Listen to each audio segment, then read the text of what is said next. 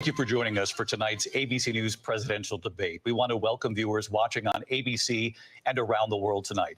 Vice President Kamala Harris and President Donald Trump are just moments away from taking the stage in this unprecedented race for president. And I'm Lindsay Davis. Tonight's meeting could be the most consequential event of their campaigns, with Election Day now less than 2 months away.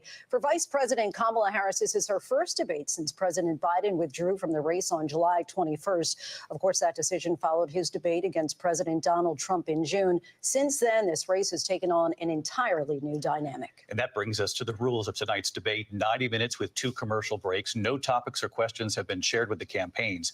The candidates will have 2 minutes to answer questions, and this is the clock. That's what they'll be seeing. 2 minutes for rebuttals and 1 minute for follow-ups, clarifications, or responses. Their microphones will only be turned on when it's their turn to speak. No pre-written notes allowed. There is no audience here tonight in this hall at the National Constitution Center. This is an intimate setting for 2 candidates who have never met. President Trump won the coin toss. He chose to deliver the final closing statement of the evening. Vice President Harris selected the podium to the right. So let's now welcome the candidates to the stage. Vice President Kamala Harris and President Donald Trump.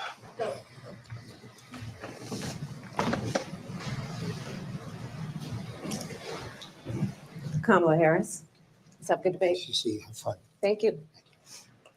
Welcome to you both. It's wonderful to have you. It's an honor to have you both here tonight. Good evening. We are looking forward to a spirited and thoughtful debate. So let's get started. I want to begin tonight with the issue that voters repeatedly say is their #1 issue, and that is the economy and the cost of living in this country. Vice President Harris, you and President Trump were elected 4 years ago, and your opponent on the stage here tonight often asks his supporters, are you better off than you were 4 years ago? When it comes to the economy, do you believe Americans are better off than they were 4 years ago? So I was raised as a middle-class kid, and I am actually the only person on this stage who has a plan that is about lifting up the middle class and working people of America. I believe in the ambition, the aspirations, the dreams of the American people. And that is why I imagine and have actually a plan to build what I call an opportunity economy. Because here's the thing. We know that we have a shortage of homes and housing, and the cost of housing is too expensive for far too many people. We know that young families need support to raise their children, and I intend on extending a tax cut for those families of $6,000, which is the largest child tax credit that we have given in a long time, so that those young families can afford to buy a crib, buy a car seat, buy clothes for their children. My passion, one of them, is small businesses. My mother raised my sister and me, but there was a woman who helped raise us. We call her our second mother. She was a small business owner. I love our small businesses. My plan is to give a $50,000 tax deduction to start up small businesses, knowing they are part of the backbone of America's economy. My opponent, on the other hand, his plan is to do what he has done before, which is to provide a tax cut for billionaires and big corporations, which will result in $5 trillion to America's deficit. My opponent has a plan that I call the Trump's sales tax, which would be a 20% tax on everyday goods that you rely on to get through the month. Economists have said that Trump sales tax would actually result for middle-class families in about $4,000 more a year, because of his policies and his ideas about what should be the backs of middle-class people paying for tax cuts for billionaires. President Trump, I'll give you 2 minutes. First of all, I have no sales tax. That's an incorrect statement. She knows that. We're doing tariffs on other countries. Other countries are going to finally, after 75 years, pay us back for all that we've done for the world. And the tariff will be substantial in some cases. I took in billions and billions of dollars, as you know, from China. In fact, they never took the tariff off because it was so much money they can't. It would totally destroy everything that they've set out to do. They're taking in billions of dollars from China and other places. They've left the tariffs on. When I had it, I had tariffs, and yet I had no inflation. Look, we've had a terrible economy because inflation which is really known as a country buster. It breaks up countries. We have inflation like very few people have ever seen before, probably the worst in our nation's history. we were at 21%, but that's being generous because many things are 50, 60, 70, and 80% higher than they were just a few years ago.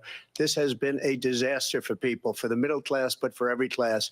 On top of that, we have millions of people pouring into our country from prisons and jails, from mental institutions and insane asylums, and they're coming in and they're taking jobs that are occupied right now by African Americans and Hispanics, and also unions. Unions are going to be affected very soon.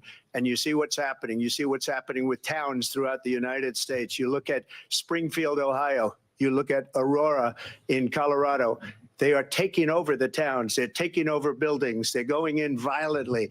These are the people that Xi and Biden led into our country, and they're destroying our country. They're dangerous. They're at the highest level of criminality, and we have to get them out. We have to get them out fast. I created one of the greatest economies in the history of our country.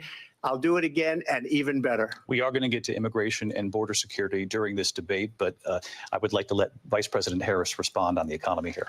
Well, I would love to. Let's talk about what Donald Trump left us. Donald Trump left us the worst unemployment since the Great Depression.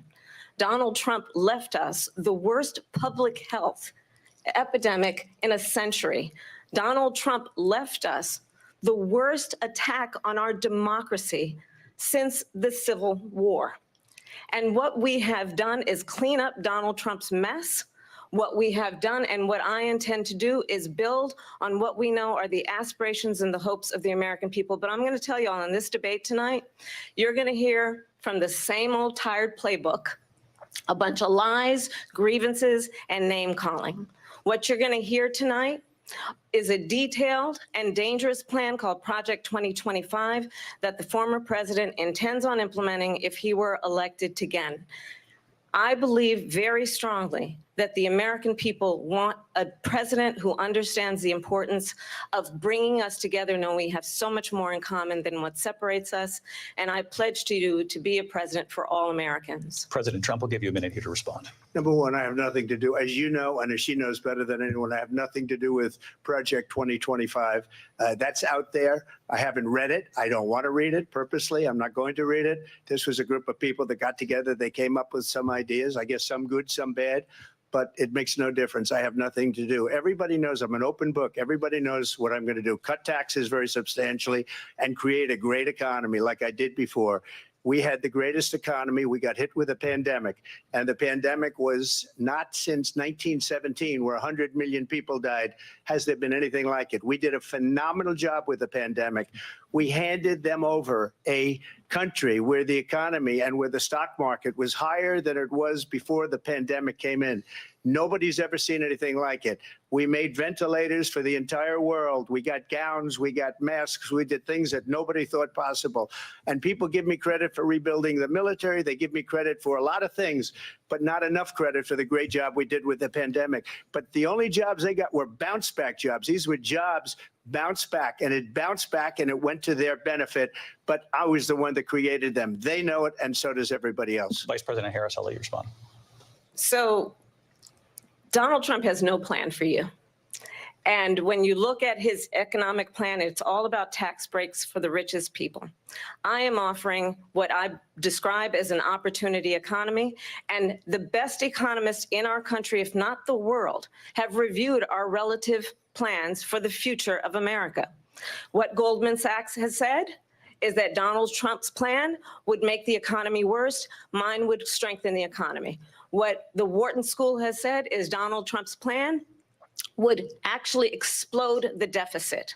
16 Nobel laureates have described his economic plan as something that would increase inflation and by the middle of next year would invite a recession. You just have to look at where we are and where we stand on the issues. And I'd invite you to know that Donald Trump actually has no plan for you because he is more interested in defending himself than he is in looking out for you.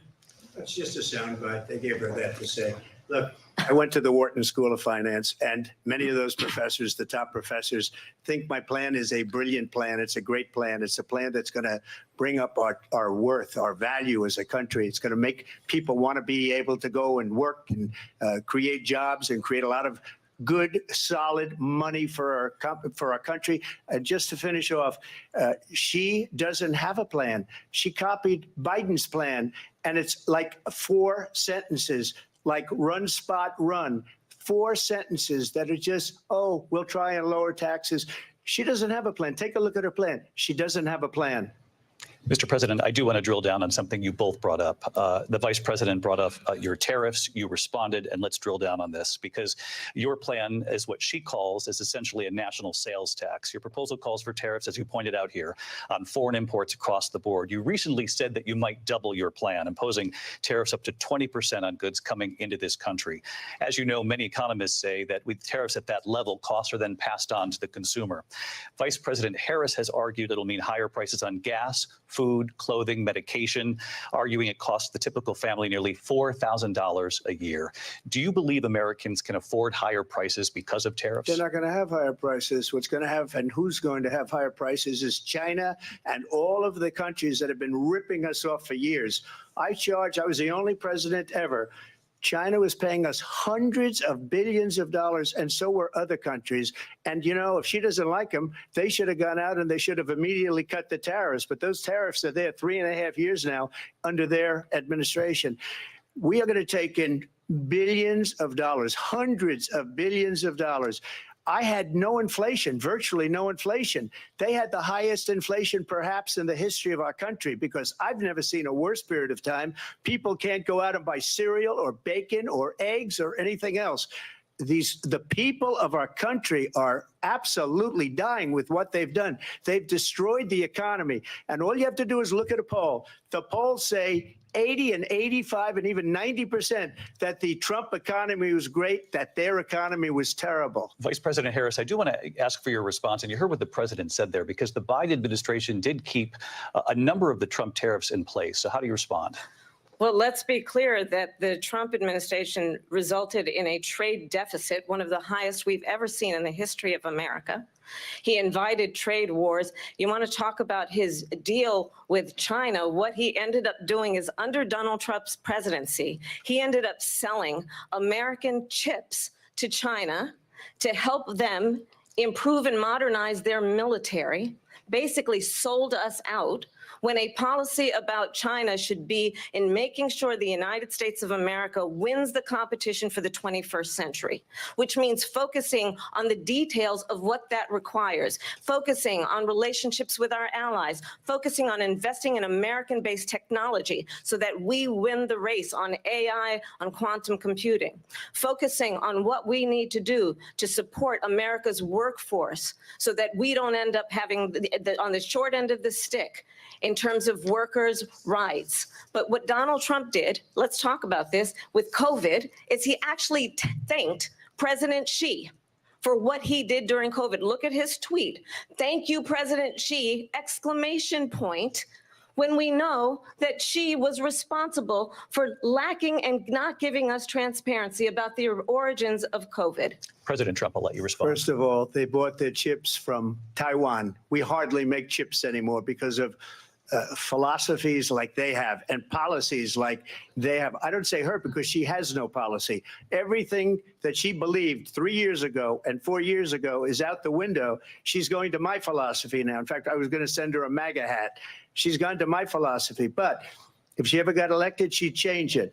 And it will be the end of our country. She's a Marxist. Everybody knows she's a Marxist. Her father's a Marxist professor in economics, and he taught her well.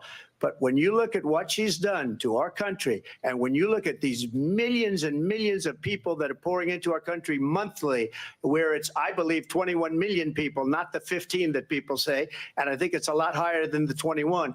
That's bigger than New York State pouring in. And just look at what they're doing to our country. They're criminals. Many of these people coming in are criminals. And that's bad for our economy, too. You know, you mentioned before, we'll talk about immigration later. Well, bad immigration is the worst thing that can happen to our economy.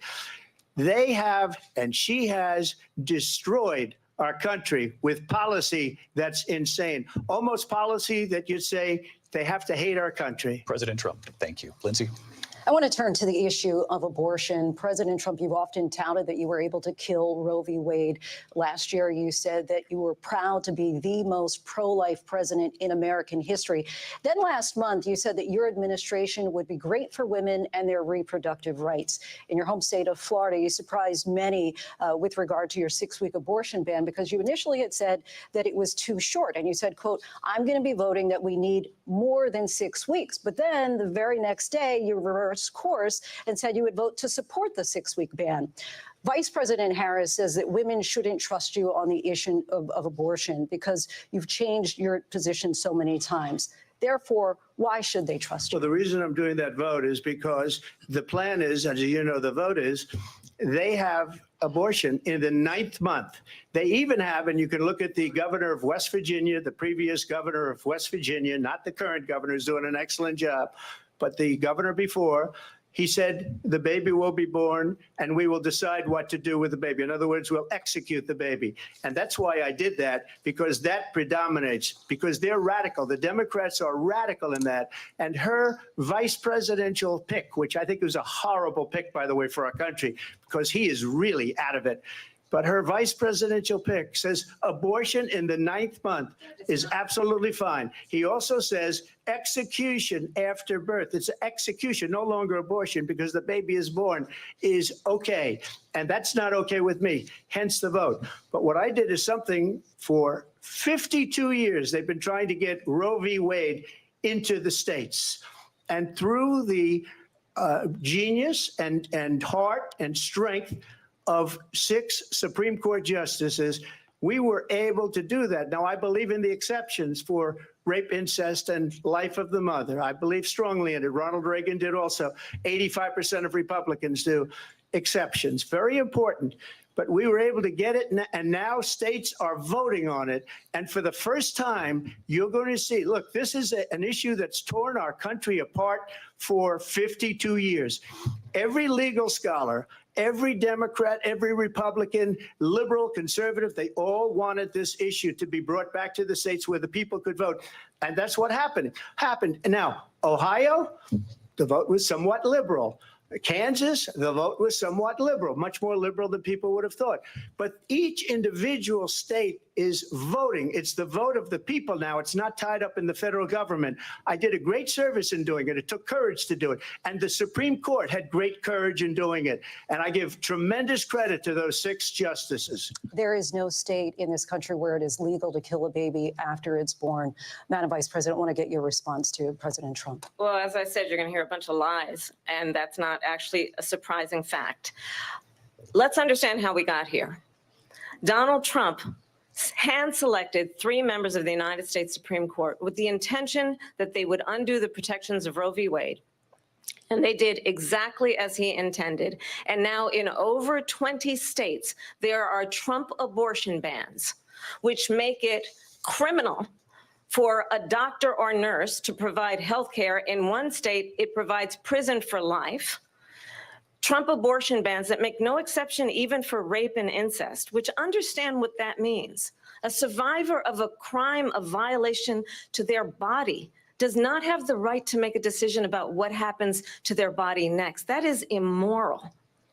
And one does not have to abandon their faith or deeply held beliefs to agree. The government, and Donald Trump certainly, should not be telling a woman what to do with her body. I have talked with women around our country. You want to talk about this is what people wanted?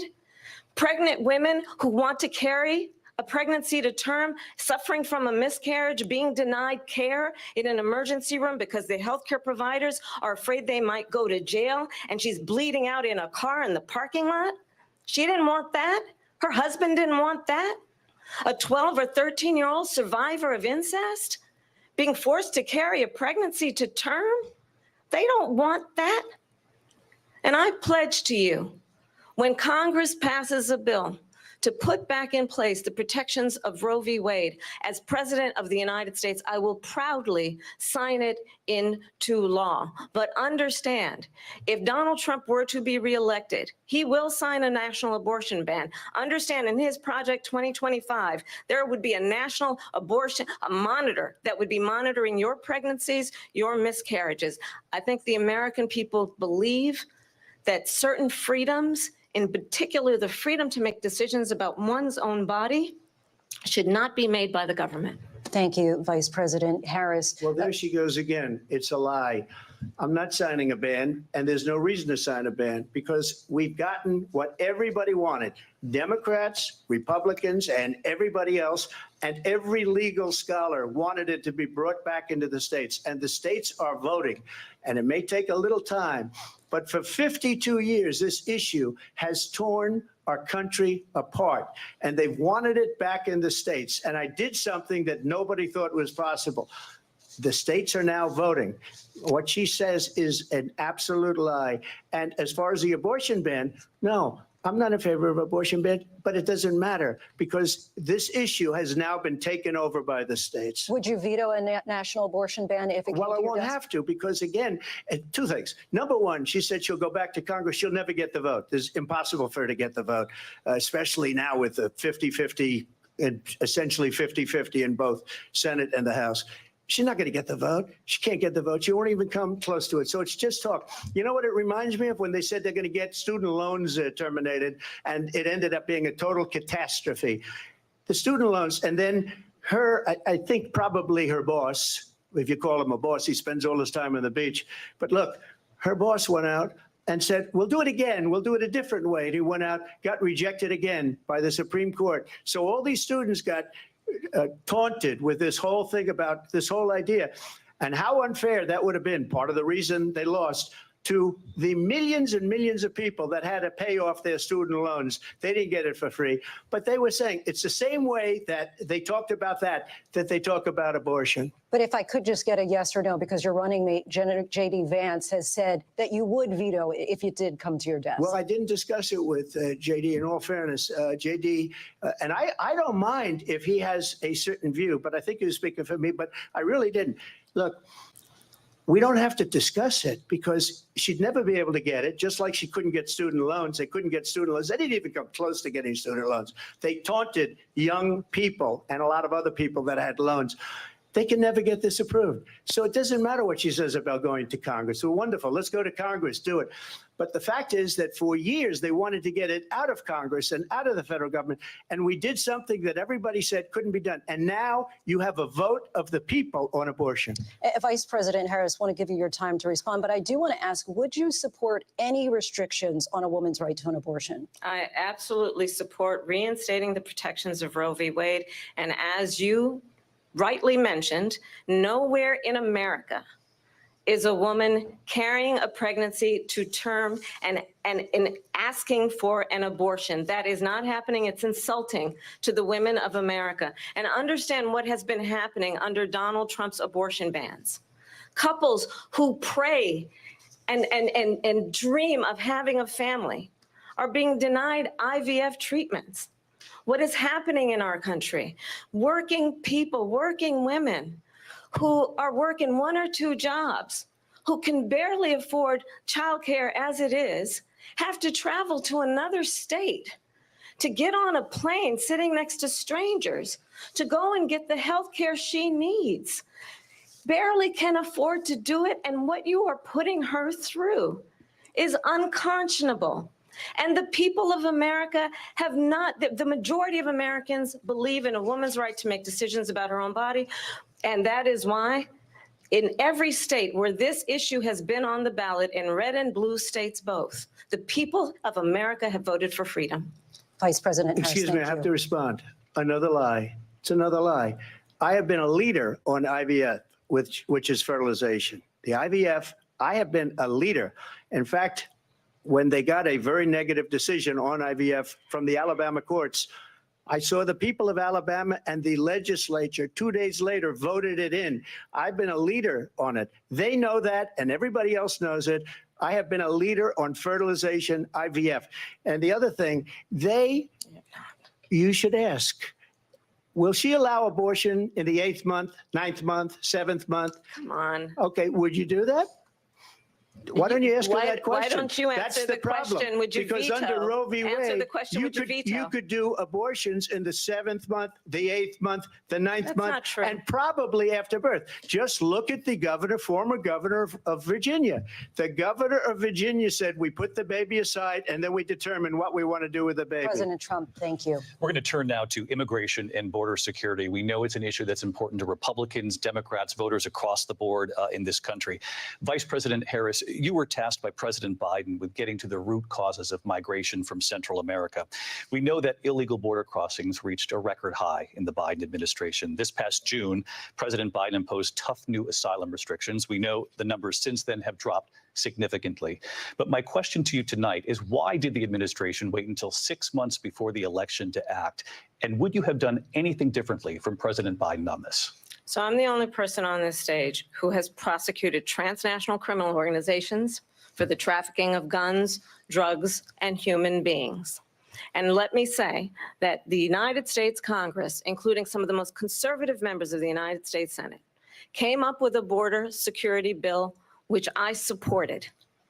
And that bill would have put 1,500 more border agents on the border to help those folks who are working there right now overtime, trying to do their job. It would have allowed us to stem the flow of fentanyl coming into the United States. I know there are so many families watching tonight who have been personally affected by the surge of fentanyl in our country. That bill would have put more resources to allow us to prosecute transnational criminal organizations for trafficking in guns, drugs, and human beings. But you know what happened to that bill? Donald Trump got on the phone, called up some folks in Congress and said, kill the bill. And you know why? Because he'd prefer to run on a problem instead of fixing a problem. And understand, this comes at a time where the people of our country actually need a leader who engages in solutions, who actually addresses the problems at hand. But what we have in the former president is someone who would prefer to run on a problem instead of fixing a problem. And I'll tell you something, he's going to talk about immigration a lot tonight, even when it's not the subject that is being raised. And I'm going to actually do something really unusual, and I'm going to invite you to attend one of Donald Trump's rallies, because it's a really interesting thing to watch. You will see during the course of his rallies, he talks about fictional characters like Hannibal Lecter. He will talk about windmills cause cancer. And what you will also notice is that people start leaving his rallies early out of exhaustion and boredom. And I will tell you, the one thing you will not hear him talk about is you. You will not hear him talk about your needs, your dreams, and your desires. And I'll tell you, I believe you deserve a president who I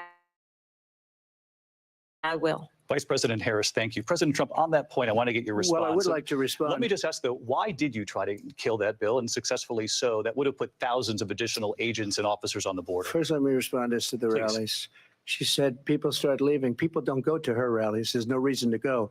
And the people that do go, she's bussing them in and paying them to be there, and then showing them in a different light. So she can't talk about that. People don't leave my rallies. We have the biggest rallies, the most incredible rallies in the history of politics. That's because people want to take their country back. Our country is being lost. We're a failing nation. And it happened 3.5 years ago. And what's going on here, you're going to end up in World War III, just to go into another subject. What they have done to our country by allowing these millions and millions of people to come into our country, and look at what's happening to the towns all over the United States. And a lot of towns don't want to talk. It's not going to be Aurora or Springfield. A lot of towns don't want to talk about it because they're so embarrassed by it. In Springfield, they're eating the dogs, the people that came in. They're eating the cats. They're eating the pets of the people that live there. And this is what's happening in our country. And it's a shame. As far as the rallies are concerned, as far as the reason they go is they like what I say. They want to bring our country back. They want to make America great again. It's a very simple phrase, make America great again. She's destroying this country. And if she becomes president, this country doesn't have a chance of success. Not only success, we'll end up being Venezuela on steroids. I just want to clarify here. You bring up Springfield, Ohio, and ABC News did reach out to the city manager there. He told us there have been no credible reports of specific claims of pets being harmed, injured, or abused by individuals within the immigrant community. Well, I've seen people on television. Let me just say here, this is the people on television say my dog was taken and used for food. So maybe he said that, and maybe that's a good thing to say for a city manager. I'm not taking this from but television. But the people I'm on taking it from television the city saying their manager. dog was eaten by the people that went there. Again, the Springfield city manager says there's no evidence of that. Vice President Harris, I'll let you respond to the rest of what you've heard. You talk about extreme.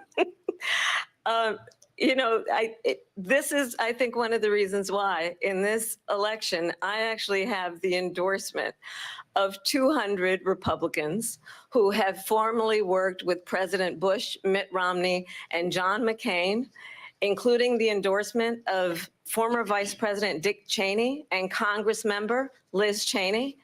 And if you want to really know the inside track on who the former president is, if he didn't make it clear already, just ask people who have worked with him. His former chief of staff, a four-star general, has said he has contempt for the Constitution of the United States. His former national security advisor has said he is dangerous and unfit. His former Secretary of Defense has said the nation, the republic, would never survive another Trump term.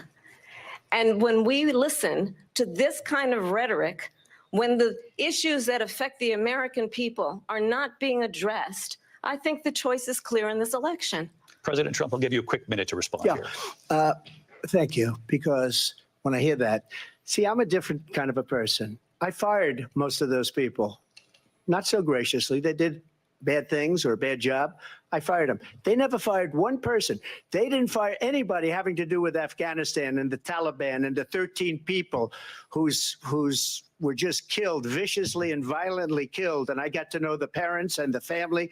They didn't fire. They should have fired all those generals, all those top people, because that was one of the most incompetently handled situations anybody has ever seen. So when somebody does a bad job, I fire him. And you take a guy like Esper, he was no good, I fired him. So he writes a book. Another one writes a book, because with me, they can write books. With nobody else can they? But they have done such a poor job, and they never fire anybody. Look at the economy. Look at the inflation. They didn't fire any of their economists. They have the same people. That's a good way not to have books written about you. But just to finish, I got more votes than any Republican in history by far. In fact, I got more votes than any president, sitting president in history by far. Let me continue on immigration. It was what you wanted to talk about earlier. So let's get back to your deportation proposal that the vice president has reacted to as well. President Trump, you call this the largest domestic deportation operation in the history of our country. You say you would use the National Guard. You say if things get out of control, you'd have no problem using the U.S. military. Police, yes. You also said you would use local police. How would you deport 11 million undocumented immigrants? I know you believe that number is much higher. Take us through this. What does this look like? Will authorities be going door to door in this country? Yeah, it is much higher because of them. They allowed criminals, many, many millions of criminals.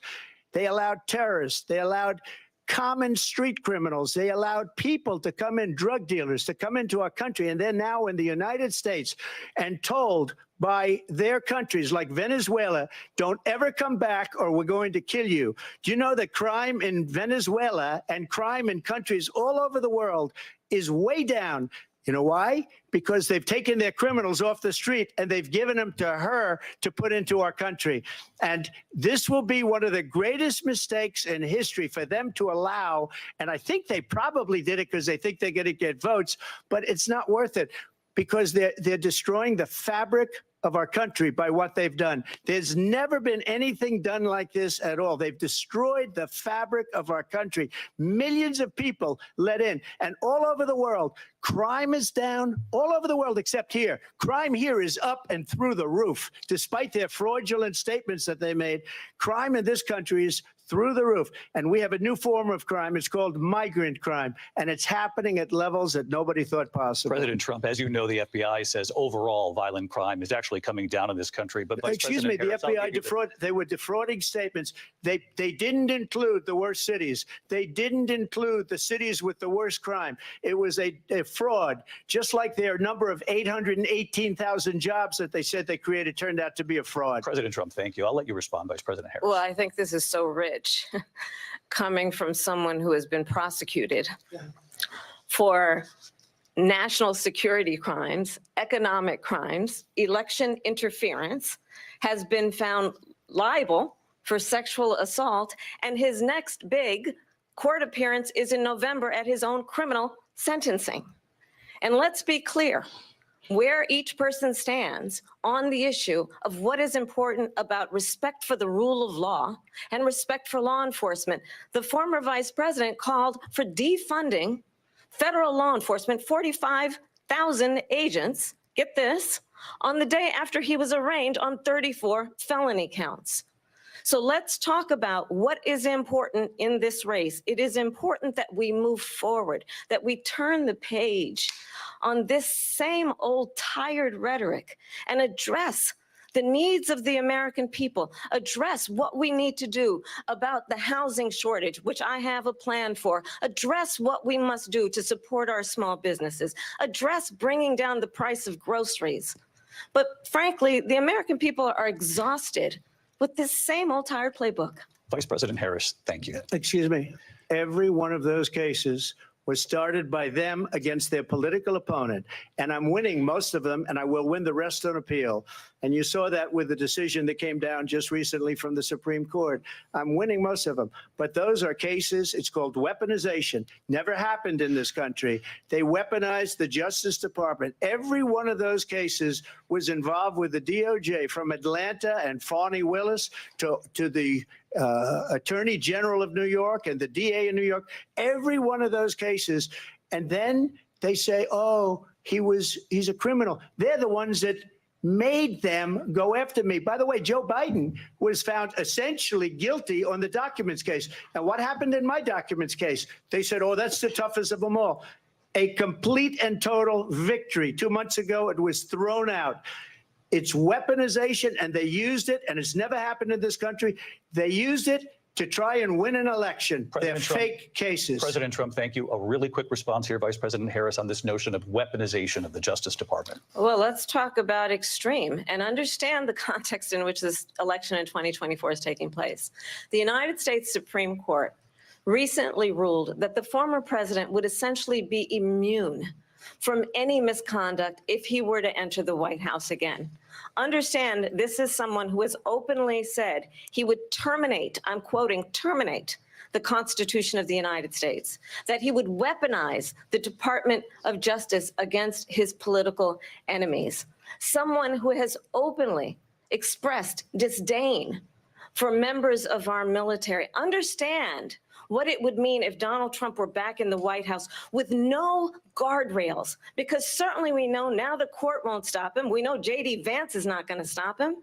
It's up to the American people Vice President to stop Harris, him. Thank you. Lindsay? Vice President Harris, in your last run for president. Weaponized, please. We gotta This is the continue one here. that weaponized, not me. She weaponized. I probably took a bullet to the head because of the things that they say about me. They talk about democracy. I'm a threat to democracy. They're the threat to democracy with a President fake Trump. Russia investigation We do have a lot to that get- went nowhere. We have a lot to get to. Lindsay? Vice President Harris, in your last run for president, you said you wanted to ban fracking. Now you don't. You wanted mandatory government buyback programs for assault weapons. Now your campaign says you don't. You supported decriminalizing border crossings. Now you're taking a harder line. I know you say that your values have not changed. So then why have so many of your policy positions changed? So my values have not changed, and I'm going to discuss every at least every point that you've made. But in particular, let's talk about fracking because we're here in Pennsylvania. I made that very clear in 2020. I will not ban fracking. I have not banned fracking as Vice President of the United States. And in fact, I was the tie-breaking vote on the Inflation Reduction Act, which opened new leases for fracking. My position is that we have got to invest in diverse sources of energy so we reduce our reliance on foreign oil. We have had the largest increase in domestic oil production in history because of an approach that recognizes that we cannot over-rely on foreign oil. As it relates to my values, let me tell you, I grew up a middle-class kid raised by a hardworking mother who worked and saved and was able to buy our first home when I was a teenager. The values I bring to the importance of home ownership, knowing not everybody got handed $400 million on a silver platter and then filed bankruptcy 6 times, is a value that I bring to my work to say we are going to work with the private sector and home builders to increase 3 million homes, increase by 3 million homes by the end of my first term. My work that is related to having a friend when I was in high school who was sexually assaulted by her stepfather. And my focus then on protecting women and children from violent crime is based on a value that is deeply grounded in the importance of standing up for those who are most vulnerable. My work that is about protecting Social Security and Medicare is based on long-standing work that I have done. Protecting seniors from have not changed. And what is important is that there is a president who actually brings values and a perspective that is about lifting people up and not beating people down and name-calling. The true measure of the leader is the leader who actually understands the strength is not in beating people down, it's in lifting people up. I intend to be that president. President Trump, your response? First of all, I wasn't given $400 million. I wish I was. My father was a Brooklyn builder, Brooklyn, Queens, and a great father, and I learned a lot from him. But I was given a fraction of that, a tiny fraction, and I built it into many, many billions of dollars, many, many billions. And when people see it, they are even surprised. So we don't have to talk about that. Fracking, she's been against it for 12 years. Defund the police, she's been against that forever. She gave all that stuff up very wrongly, very horribly, and everybody's laughing at it, okay? They're all laughing at it. She gave up at least 12 and probably 14 or 15 different policies. Like, she was big on defund the police. In Minnesota, she went out, wait a minute, I'm talking now, if you don't mind, please. Does that sound familiar? She went out in Minnesota and wanted to let criminals that killed people, that burned down Minneapolis, she went out and raised money to get them out of jail. She did things that nobody would ever think of. Now she wants to do transgender operations on illegal aliens that are in prison. This is a radical left liberal that would do this. She wants to confiscate your guns, and she will never allow fracking in Pennsylvania. If she won the election, fracking in Pennsylvania will end on day one. Just to finish, one thing so important in my opinion. So I got the oil business going like nobody has ever done before. When they took over, they got rid of it, started getting rid of it, and the prices were going up the roof. They immediately let these guys go to where they were. I would have been 5 times, 4 times, 5 times higher, because you're talking about 3.5 years ago. They got it up to where I was because they had no choice, because the prices of energy were quadrupling and doubling. You saw what happened to gasoline. So they said, let's go back to Trump.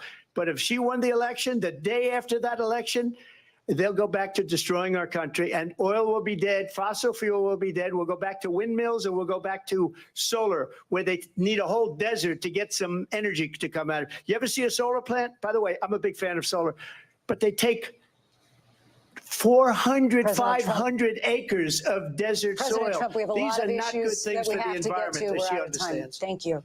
Lindsay, thank you. We have an election in just 56 days. And I want to talk about the peaceful transfer of power, which, of course, we all know is a cornerstone of our democracy, and the role of a president in a moment of crisis. Mr. President, on January 6th, you told your supporters to march to the Capitol. You said you would be right there with them. The country and the world saw what played out at the Capitol that day, the officers coming under attack. Aides in the West Wing say you watched it unfold on television off the Oval Office. You did send out tweets, but it was more than 2 hours before you sent out that video message telling your supporters to go home. Is there anything you regret about what you did on that day? You just said a thing that isn't covered. Peacefully and patriotically, I said during my speech, not later on. Peacefully and patriotically. And nobody on the other side was killed. Ashley Babbitt was shot by an out-of-control police officer that should have never, ever shot her. It's a disgrace. But we didn't do this group of people that have been treated so badly. I ask, what about all the people that are pouring into our country and killing people that she allowed to pour in? She was the border czar. Remember that. She was the border czar. She doesn't want to be called the border czar because she's embarrassed by the border. In fact, she said at the beginning, well, I'm surprised you're not talking about the border yet. That's because she knows what a bad job they've done. What about those people? When are they going to be prosecuted? When are these people from countries all over the world, not just South America? They're coming in from all over the world, David, all over the world. And crime rates are down all over the world because of it. But let me just when are those, David, when are those people going to be prosecuted? When are the people that burned down Minneapolis going to be prosecuted? Or in Seattle? They went into Seattle. They took over a big percentage of the city of Seattle. When are those people going to be prosecuted? But let me just ask you. You might ask her that question. You were the president. You were watching it unfold on television. It's a very simple question as we move forward toward another election. Is there anything you regret about what you did on that day? Yes, or no? I had nothing to do with that other than they asked me to make a speech. I showed up for a speech. I said, I think it's going to be big. I went to Nancy Pelosi and the mayor of Washington, D.C., and the mayor put it back in writing, as you know. I said, you know, this is going to be a very big rally or whatever you want to call it. And again, it wasn't done by me. It was done by others. I said, I'd like to give you 10,000 National Guard or soldiers. They rejected me. Nancy Pelosi rejected me. It was just 2 weeks ago. Her daughter has a tape of her saying she is fully responsible for what happened. They want to get rid of that tape. It would have never happened if Nancy Pelosi and the mayor of Washington did their jobs. I wasn't responsible for security. Nancy Pelosi was responsible. She didn't do her job. The question was about you as president, not about former Speaker Pelosi. But I do want Vice President Harris to respond here. I was at the Capitol on January 6th. I was the vice president-elect. I was also an acting senator. I was there. And on that day, the President of the United States incited a violent mob to attack our nation's capital, to desecrate our nation's capital. On that day, 140 law enforcement officers were injured, and some died. And understand, the former president has been indicted and impeached for exactly that reason. But this is not an isolated situation. Let's remember Charlottesville, where there was a mob of people carrying tiki torches, spewing anti-Semitic hate. And what did the president then at the time say? There were fine people on each side. Let's remember that when it came to the Proud Boys, a militia, the president said, the former president said, stand back and stand by. So for everyone watching who remembers what January 6th was, I say, we don't have to go back. Let's not go back. We're not going back. It's time to turn the page. And if that was a bridge too far for you, well, there is a place in our campaign for you to stand for country, to stand for our democracy, to stand for rule of law, and to end the chaos, and to end the approach that is about attacking the foundations of our democracy because you don't like the outcome. And be clear on that point. Donald Trump, the candidate, has said in this election there will be a bloodbath if this and the outcome of this election is not to his liking. Let's turn the page on this. Let's not go back. Let's chart a course for the future and not go backwards to the past. Let me just follow up here. It was a different term, and it was a term that related to energy because they have destroyed our energy business. That was where bloodbath was. Also, on Charlottesville, that story has been, as you would say, debunked. Laura Ingraham, Sean Hannity, Jesse, all of these people, they covered it. If they go an extra sentence, they will see it was perfect. It was debunked in almost every newspaper, but they still bring it up, just like they bring 2025 up. They bring all of this stuff up. I ask you this, you talk about the Capitol. Why are we allowing these millions of people to come through on the southern border? How come she's not doing anything? And I'll tell you what I would do, and I would be very proud to do it. I would say we would both leave this debate right now. I'd like to see her go down to Washington, D.C. during this debate because we're wasting a lot of time. Go down to, because she's been so bad, it's so ridiculous. Go down to Washington, D.C. and let her sign a bill to close up the border because they have the right to do it. They don't need bills. They have the right to do it. The president of the United States, you'll get him out of bed. You'll wake him up at 4 o'clock in the afternoon. You'll say, come on down to the office. Let's sign a bill. If he signs a bill that the border is closed, all he has to do is say it to the Border Patrol, who are phenomenal. If they do that, the border is closed. Mr. Those President, people are killing many people, unlike J6. We talked immigration here tonight. I do want to focus on this next issue to both of you because it really brings us this into focus, truth in these times that we're living in. Mr. President, for 3.5 years after you lost the 2020 election, you repeatedly falsely claimed that you won, many times saying you won in a landslide. In the past couple of weeks leading up to this debate, you have said, quote, you lost by a whisker, that you, quote, didn't quite make it, that you came up a little bit short. I said that? Are you now acknowledging that you lost in 2020? No, I don't acknowledge that at all. But I you said did that say sarcastically. that. You know that. It was said, oh, we lost by a whisker. That was said sarcastically. Look, there's so much proof. All you have to do is look at it. And they should have sent it back to the legislatures for approval.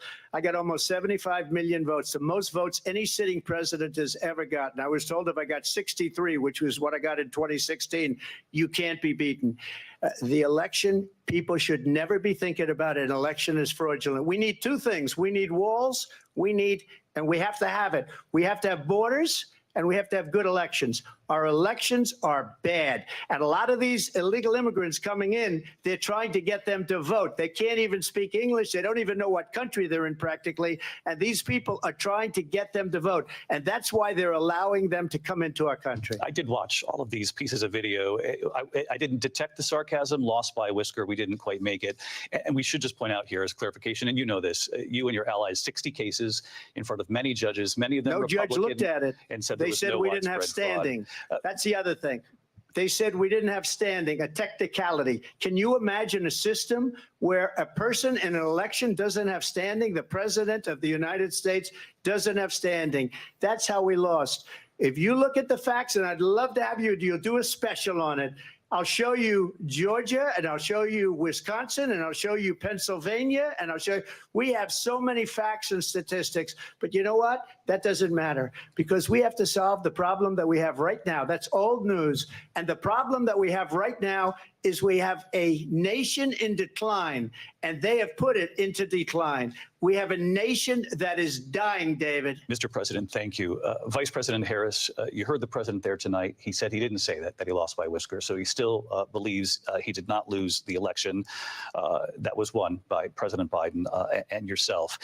But I do want to ask you about something that's come up in the last couple of days. This was a post from President Trump about this upcoming election just weeks away. He said, when I win, those people who cheated, and then he lists donors, voters, election officials, he says will be prosecuted to the fullest extent of the law, which will include long-term prison sentences. One of your campaign's top lawyers responded saying, we won't let Donald Trump intimidate us. We won't let him suppress the vote. Is that what you believe he's trying to do here? Donald Trump was fired by 81 million people. So let's be clear about that. And clearly he is having a very difficult time processing that. But we cannot afford to have a president of the United States who attempts, as he did in the past, to upend the will of the voters in a free and fair election. And I'm going to tell you that I have traveled the world as vice president of the United States, and world leaders are laughing at Donald Trump I have talked with military leaders, some of whom worked with you, and they say you're a disgrace. And when you then talk in this way in a presidential debate and deny what over and over again are court cases you have lost because you did in fact lose that election, it leads one to believe that perhaps we do not have in the candidate to my right the temperament or the ability to not be confused about fact. That's deeply troubling, and the American people deserve better. I'll give you 1 minute to respond, Mr. President. Let me just say about world leaders. Viktor Orban, one of the most respected men, they call him a strong man. He's a tough person, smart. Prime Minister of Hungary. They said, why is the whole world blowing up? 3 years ago, it wasn't. Why is it blowing up? He said, because you need Trump back as president. They were afraid of him. China was afraid, and I don't like to use the word afraid, but I'm just quoting him. China was afraid of him. North Korea was afraid of him. Look at what's going on with North Korea, by the way. He said Russia was afraid of him. I ended the Nord Stream 2 pipeline, and Biden put it back on day one, but he ended the XL pipeline. The XL pipeline in our country, he ended that, but he let the Russians build a pipeline going all over Europe and heading into Germany, the biggest pipeline in the world. Look, Viktor Orban said it. He said the most respected, most feared person is Donald Trump. We had no problems when Trump was president, but when this weak, pathetic man that you saw at a debate just a few months ago, that if he weren't in that debate, he'd be running instead of her. She got no votes. He got 14 million votes. What you did, you talk about a threat to democracy. He got 14 million votes, and they threw him out of office. And you know what? I'll give you a little secret. He hates her. He can't stand her. But he got 14 million votes. They threw him out. She got 0 votes. And when she ran, she was the first one to leave because she failed, and now she's running. I don't understand it, but I'm okay with it because your time is I think we're going to do very well. We've got a lot more to get to. Turning now to the Israel-Hamas war and the hostages who are still being held, Americans among them. Vice President Harris, in December, you said, quote, Israel has a right to defend itself, but you added, quote, it matters how, saying international humanitarian law must be respected. Israel must do more to protect innocent civilians. You said that 9 months ago. Now an estimated 40,000 Palestinians are dead. Nearly 100 hostages remain. Just last week, Prime Minister Benjamin Netanyahu said there's not a deal in the making. President Biden has not been able to break through the stalemate. How would you do it? Well, let's understand how we got here. On October 7, Hamas, a terrorist organization, slaughtered 1,200 Israelis. Many of them young people who were simply attending a concert. Women were horribly raped. And so absolutely, I said then, I say now, Israel has a right to defend itself. We would. And how it does so matters, because it is also true, far too many innocent Palestinians have been killed. Children, mothers. What we know is that this war must end. It must end immediately, and the way it will end is we need a ceasefire deal and we need the hostages out. And so we will continue to work around the clock on that. Work around the clock, also understanding that we must chart a course for a two-state solution. And in that solution, there must be security for the Israeli people and Israel, and in equal measure for the Palestinians.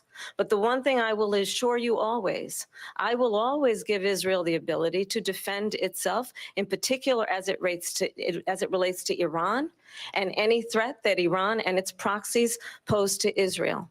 But we must have a two-state solution where we can rebuild Gaza, where the Palestinians have security, self-determination, and the dignity they so rightly deserve. President Trump, how would you negotiate with Netanyahu and also Hamas in order to get the hostages out and prevent the killing of more innocent civilians in Gaza? If I were president, it would have never started. If I were president, Russia would have never, ever, I know Putin very well, he would have never, and there was no threat of it either, by the way, for 4 years, have gone into Ukraine and killed millions of people when you add it up, far worse than people understand what's going on over there. But when she mentions about Israel, all of a sudden, She hates Israel. She wouldn't even meet with Netanyahu when he went to Congress to make a very important speech. She refused to be there because she was at a sorority party of hers. She wanted to go to the sorority party. She hates Israel. If she's president, I believe that Israel will not exist within 2 years from now. And I've been pretty good at predictions, and I hope I'm wrong about that one. She hates Israel. At the same time, in her own way, she hates the Arab population because the whole place is going to get blown up. Arabs, Jewish people, Israel will be gone. It would have never happened. Iran was broke under Donald Trump. Now Iran has $300 billion because they took off all the sanctions that I had. Iran had no money for Hamas or Hezbollah or any of the 28 different spheres of terror. And they are spheres of terror, horrible terror. They had no money. It was a big story, and you know it. You covered it very well, actually. They had no money for terror. They were broke.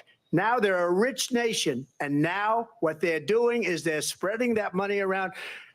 Look at what's happening with the Houthis and Yemen. Look at what's going on in the Middle East. This would have never happened. I will get that settled and fast, and I'll get the war with Ukraine and Russia ended. If I'm president-elect, I'll get it done before even becoming president. Vice President Harris, he says you hate Israel. That's absolutely not true. I have my entire career and life supported Israel and the Israeli people. He knows that.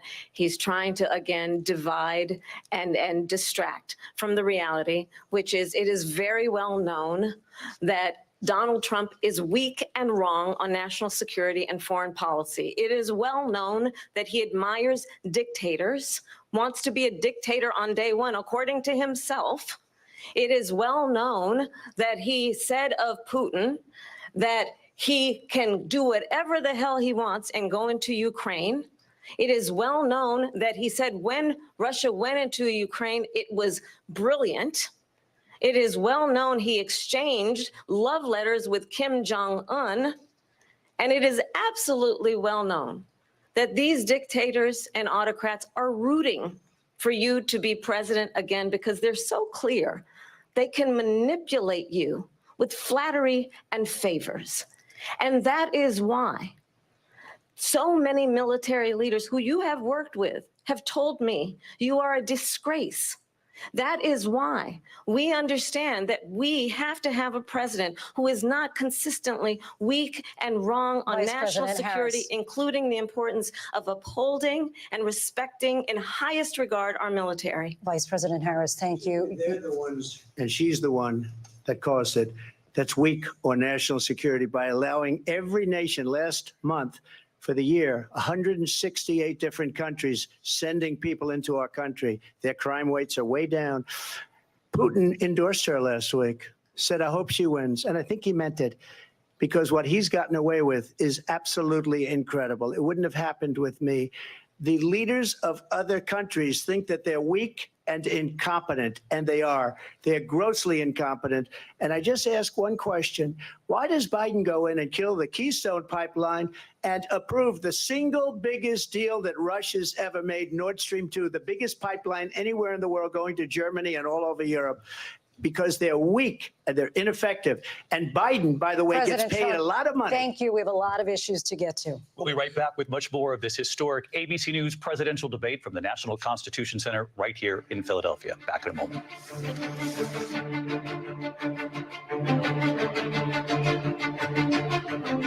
The ABC News presidential debate will continue after this.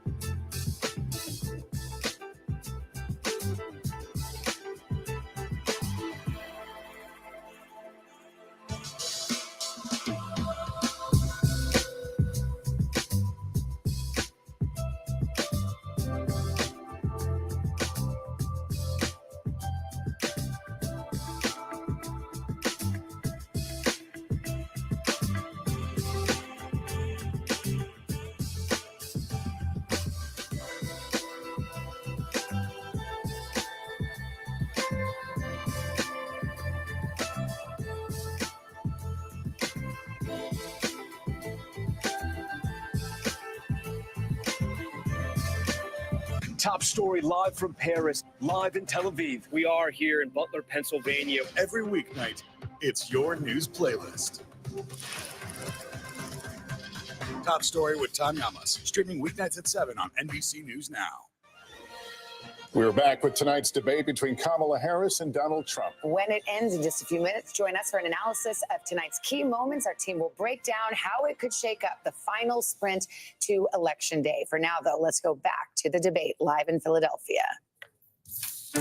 Live from the National Constitution Center in Philadelphia, Pennsylvania. Here again, David Muir and Lindsay Davis.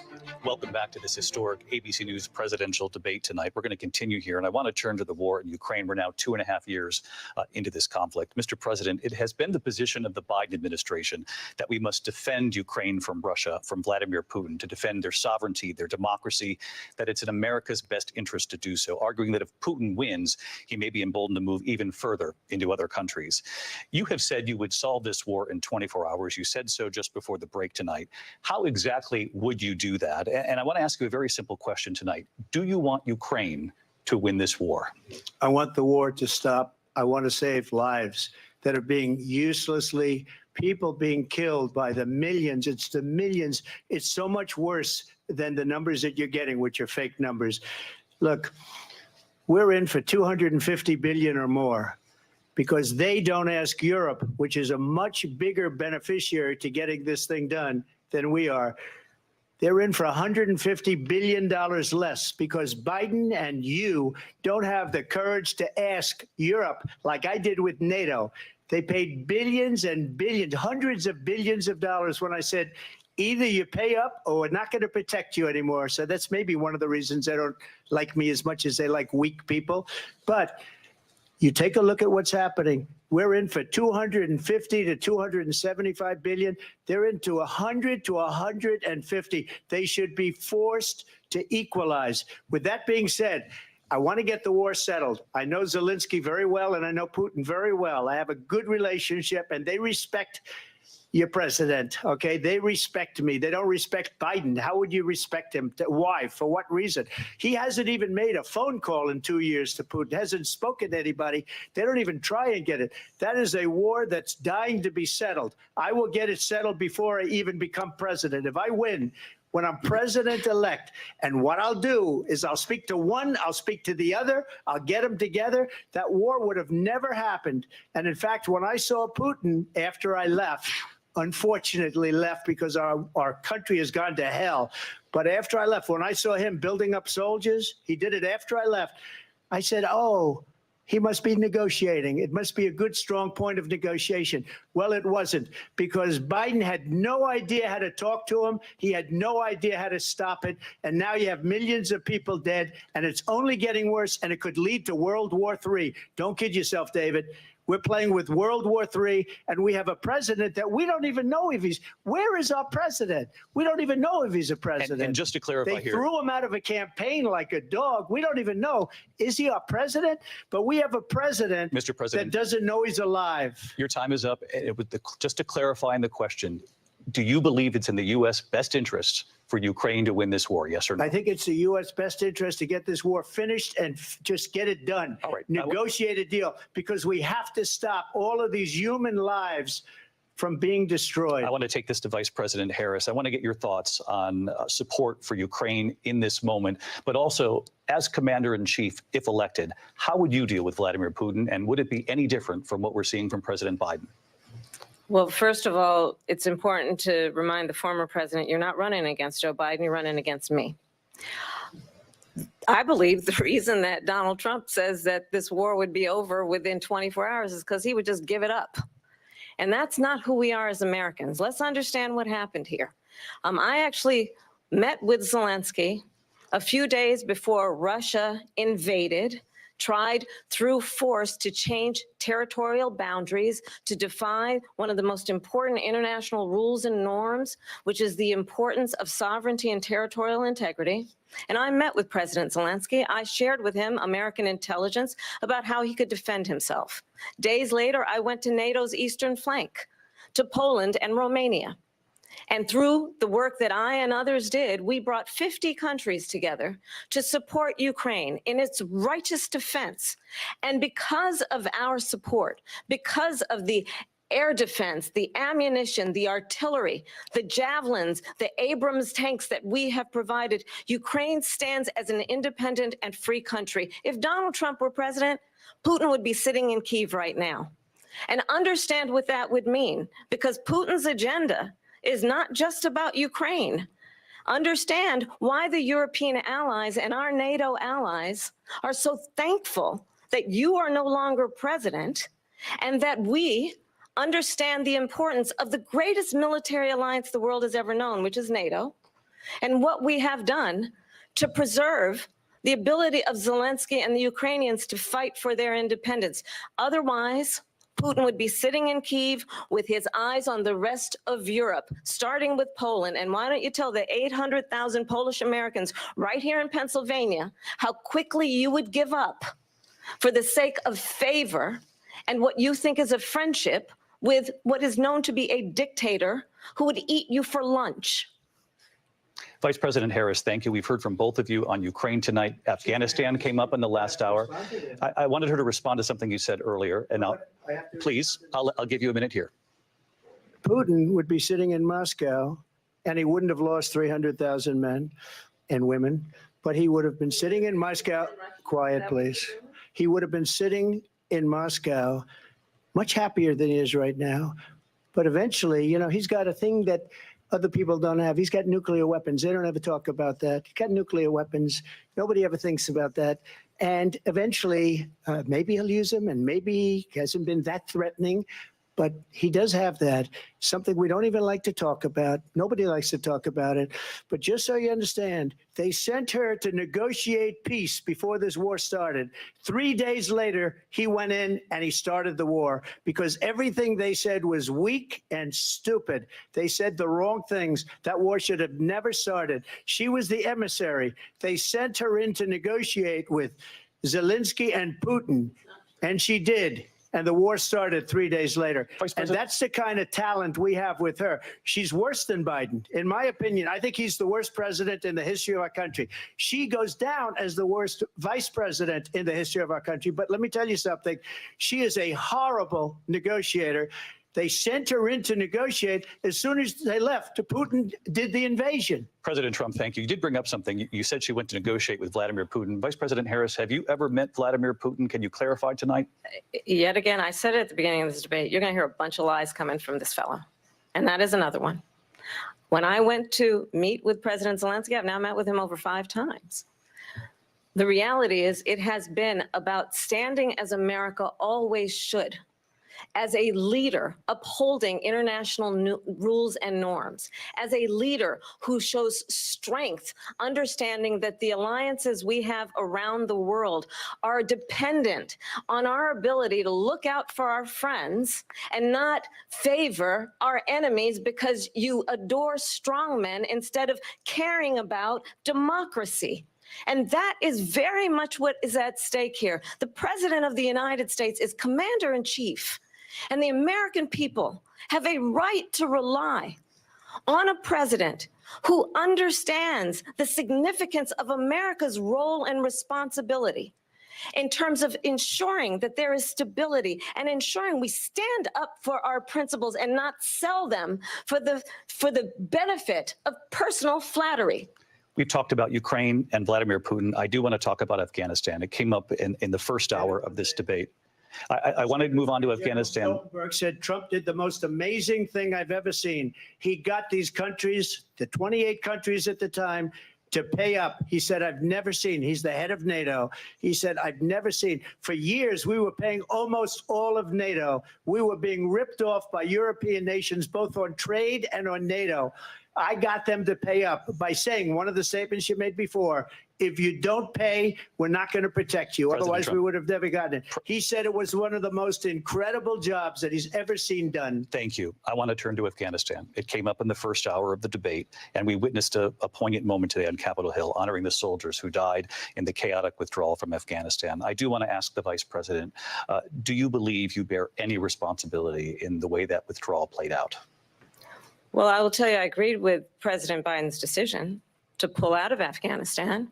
4 presidents said they would, and Joe Biden did. And as a result, America's taxpayers are not paying the $300 million a day we were paying for that endless war. And as of today, there is not one member of the United States military who is in active duty in a combat zone in any war zone around the world, the first time this century. But let's understand how we got to where we are.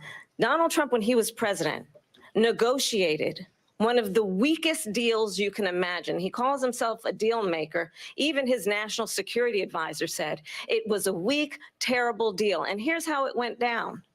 He bypassed the Afghan government. He negotiated directly with a terrorist organization called the Taliban. The negotiation involved the Taliban getting 5,000 Taliban terrorists released. And get this, and the president at the time invited the Taliban to Camp David, a place of storied significance for us as Americans, a place where we honor the importance of American diplomacy, where we invite and receive respected world leaders. And this former president, as president, invited them to Camp David because he does not, again, appreciate the role and responsibility of the President of the United States to be commander-in-chief with a level of respect. And this gets back to the point of how he has consistently disparaged and demeaned members of our military, fallen soldiers, and the work that we must do to uphold the strength and the respect of the United States of America around the world. Vice President Harris, thank you. President Trump, your response to her saying that you began the negotiations with the Taliban. So if you take a look at that period of time, the Taliban was killing our soldiers, a lot of them, with snipers. And I got involved with the Taliban because the Taliban was doing the killing. That's the fighting force within Afghanistan. They don't bother doing that because, you know, they deal with the wrong people all the time. But I got involved. And Abdul is the head of the Taliban. He is still the head of the Taliban. And I told Abdul, don't do it anymore. You do it anymore, you're going to have problems. And he said, why do you send me a picture of my house? I said, you're going to have to figure that out, Abdul. And for 18 months, we had nobody killed. We did have an agreement negotiated by Mike Pompeo. It was a very good agreement. The reason it was good, it was we were getting out. We would have been out faster than them, but we wouldn't have lost the soldiers. We wouldn't have left many Americans behind, and we wouldn't have left $85 billion worth of brand new, beautiful military equipment behind. And just to finish, they blew it. The agreement said you have to do this, this, this, this, this, and they didn't do it. They didn't do it. The agreement was terminated by us because they didn't do what they were supposed to do. I want to move on. And these people did the worst withdrawal and, in my opinion, the most embarrassing moment in the history of our country. And by the way, that's why Russia attacked Ukraine, because they saw how incompetent she and her boss are. President Trump, thank you. I want to move on now to race and politics in this country. Mr. President, you recently said of Vice President Harris, quote, I didn't know she was black until a number of years ago when she happened to turn black, and now she wants to be known as black. I want to ask a bigger picture question here tonight. Why do you believe it's appropriate to weigh in on the racial identity of your opponent? I don't, and I don't care. I don't care what she is. I don't care. You make a big deal out of something. I couldn't care less. Whatever she wants to be is okay with me. But those were your words. So I'm asking. I don't know. I mean, all I can say is I read where she was not black, that she put out, and I'll say that. And then I read that she was black, and that's okay. Either one was okay with me. That's up to her. That's up to her. Vice President Harris, your thoughts on this? I think it's, I mean, honestly, I think it's a tragedy that we have someone who wants to be president who has consistently over the course of his career attempted to use race to divide the American people.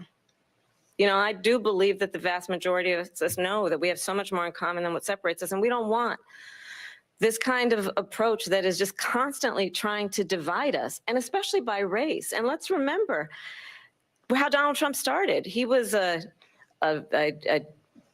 land. He owned land. He owned buildings. And he was investigated because he refused to rent property to Black families. Let's remember, this is the same individual who took out a full-page ad in the New York Times calling for the execution of 5 young Black and Latino boys who were innocent, the Central Park 5. Took out a full-page ad calling for their execution. This is the same individual who spread birther lies about the first Black president of the United States. And I think the American people want better than that, want better than this, want someone who understands, as I do, I travel our country. We see in each other a friend. We see in each other a neighbor. We don't want a leader who is constantly trying to have Americans point their fingers at each other. I meet with people all the time who tell me, can we please just have discourse about how we're going to invest in the aspirations and the ambitions and the dreams of the American people? Knowing that regardless of people's color or the language their grandmother speaks, we all have the same dreams and aspirations and want a president who invests in those, not in hate and division. Vice President Harris, thank you. Lindsay? President Trump, this is now your 3rd time.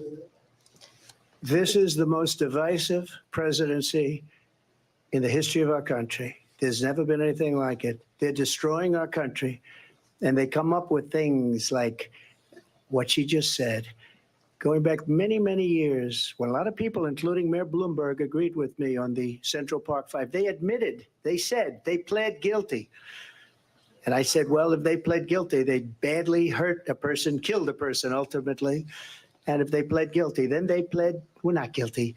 But this is a person that has to stretch back years, 40, 50 years ago, because there's nothing now. I built one of the greatest economies in the history of the world, and I'm going to build it again. It's going to be bigger, better, and stronger. But they're destroying our economy. They have no idea what a good economy is. Their oil policies, every single policy. And remember this, she is Biden. You know, she's trying to get away from Biden. I don't know the gentleman, she says. She is Biden. The worst inflation we've ever had, a horrible economy because inflation has made it so bad, and she can't get away with that. Thank you. Your time is up. I want to respond to that, though. I want to just respond briefly. Clearly, I am not Joe Biden, and I am certainly not Donald Trump. And what I do offer is a new generation of leadership for our country, one who believes in what is possible, one who brings a sense of optimism about what we can do instead of always disparaging the American people. I believe in what we can do to strengthen our small businesses, which is why I have a plan. Let's talk about our plans and let's compare the plans. I have a plan to give startup businesses $50,000 tax deduction, to pursue their ambitions, their innovation, their ideas, their hard work. I have a plan, $6,000 for young families for the first year of your child's life to help you in that most critical stage of your child's development. I have a plan that is about allowing people to be able to pursue what has been fleeting in terms of the American dream by offering a help with down payment of $25,000 down payment assistance for first-time home buyers. That's the kind of conversation, I believe, David, that people really want tonight, as opposed to a conversation that is constantly about belittling and name-calling. Let's turn the page. Vice President and move Harris, forward. thank you. Let's turn to policy. President Let's Trump, turn back we to have policy. to move on. President Trump. Let's turn to policy, She has please. a plan to defund the police. She has a plan to confiscate everybody's gun. President Trump, she we has do a have to plan move to on to not other allow issues. fracking in Pennsylvania or anywhere else. Okay. Thank you, That's Mr. what her President. plan is until just recently. I just need Lindsay, to go ahead. respond President because Trump, the President former Trump. president has said No, I'm something sorry. twice that I need to No, respond to. I'm sorry. We're I gonna just need to move on, respond Vice one President time Harris. to what he has President said Trump, this multiple is times. now your Yes. 3rd time running for president. You have long vowed to repeal and replace the Affordable Care Act, also known as Obamacare. You have failed to to accomplish that. You now say you're going to keep Obamacare, quote, unless we can do something much better. Correct. Last month, you said, quote, we're working on it. So tonight, 9 years after you first started running, do you have a plan, and can you tell us what it is? Obamacare was lousy health care, always was. It's not very good today. And what I said, that if we come up with something, and we are working on things, we're going to do it and we're going to replace it. But remember this, I inherited Obamacare because Democrats wouldn't change it. They wouldn't vote for it.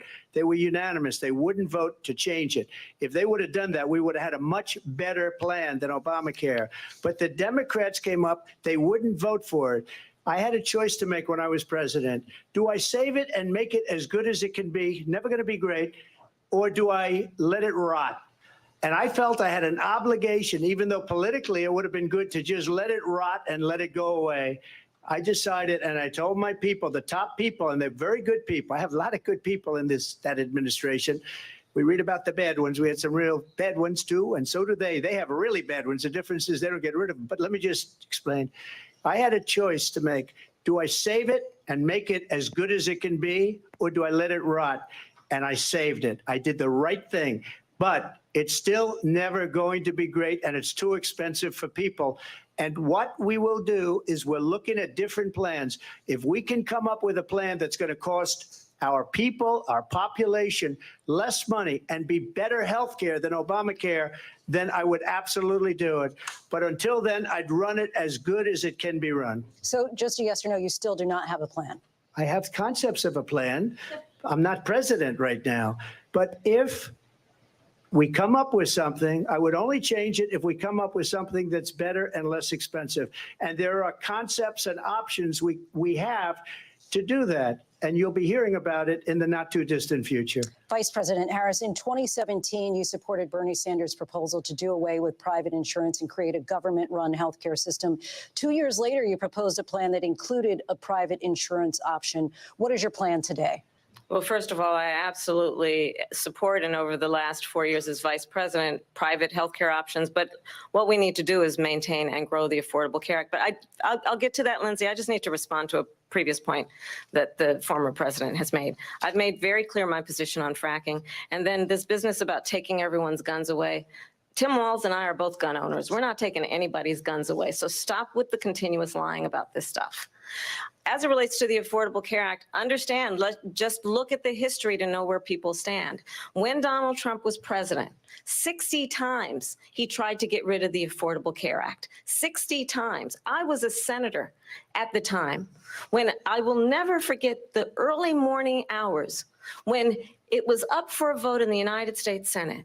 And the late, great John McCain, who you have disparaged as being, you don't like him, you said at the time, because he got caught. He was an American hero. The late, great John McCain, I will never forget that night, walked onto the Senate floor and said, no, you don't. No, you don't. No, you don't get rid of the Affordable Care Act. You have no plan. And what the Affordable Care Act has done is eliminate the ability of insurance companies to deny people with pre-existing conditions. I don't have to tell the people watching tonight, you remember what that was like? Remember when an insurance company could deny if a child had asthma, if someone was a breast cancer survivor, if a grandparent had diabetes? And thankfully, as I've been vice president, and we over the last 4 years have strengthened the Affordable Care Act, we have allowed for the first time Medicare to negotiate drug prices on behalf of you, the American people. Donald Trump said he was going to allow Medicare to negotiate drug prices. He never did. We did. And now we have capped the cost of insulin at $35 a month. Since I've been vice president, we have capped the cost of prescription medication for seniors at $2,000 a year. And when I am president, we will do that for all people, understanding that the value I bring to this is that access to health care should be a right and not just a privilege of those who can afford it.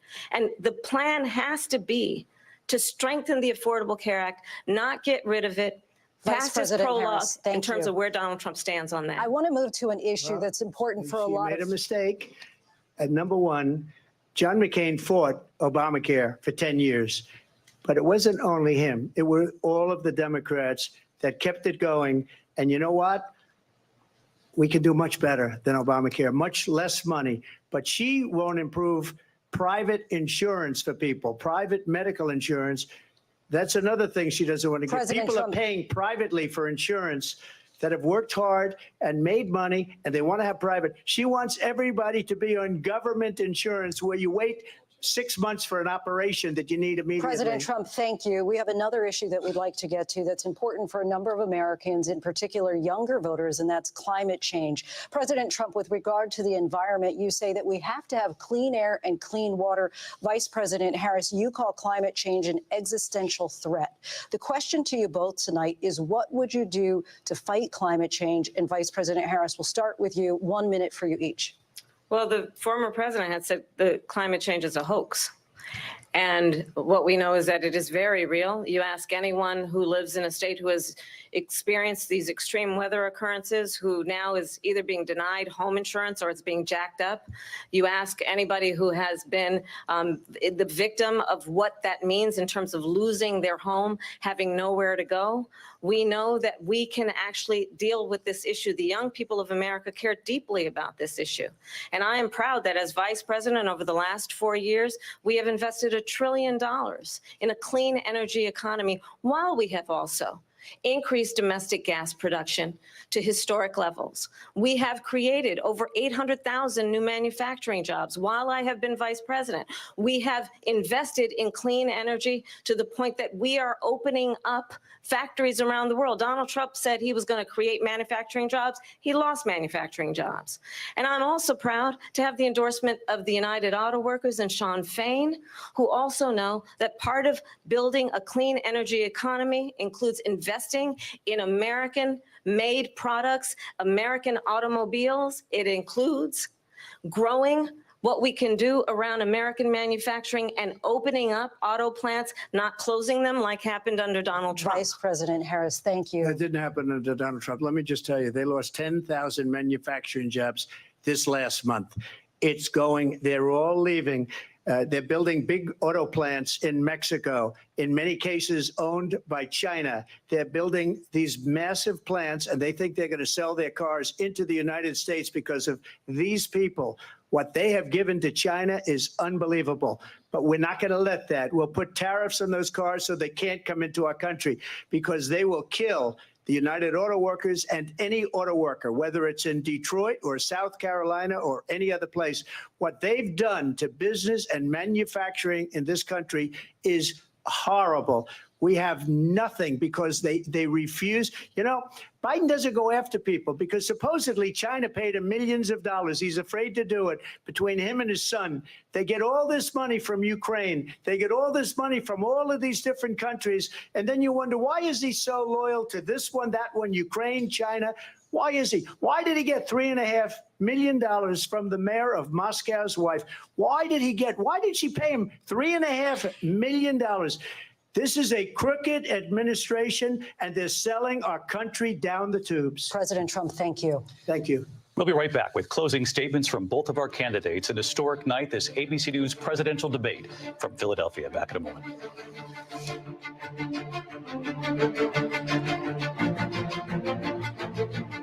The ABC News presidential debate will continue after this.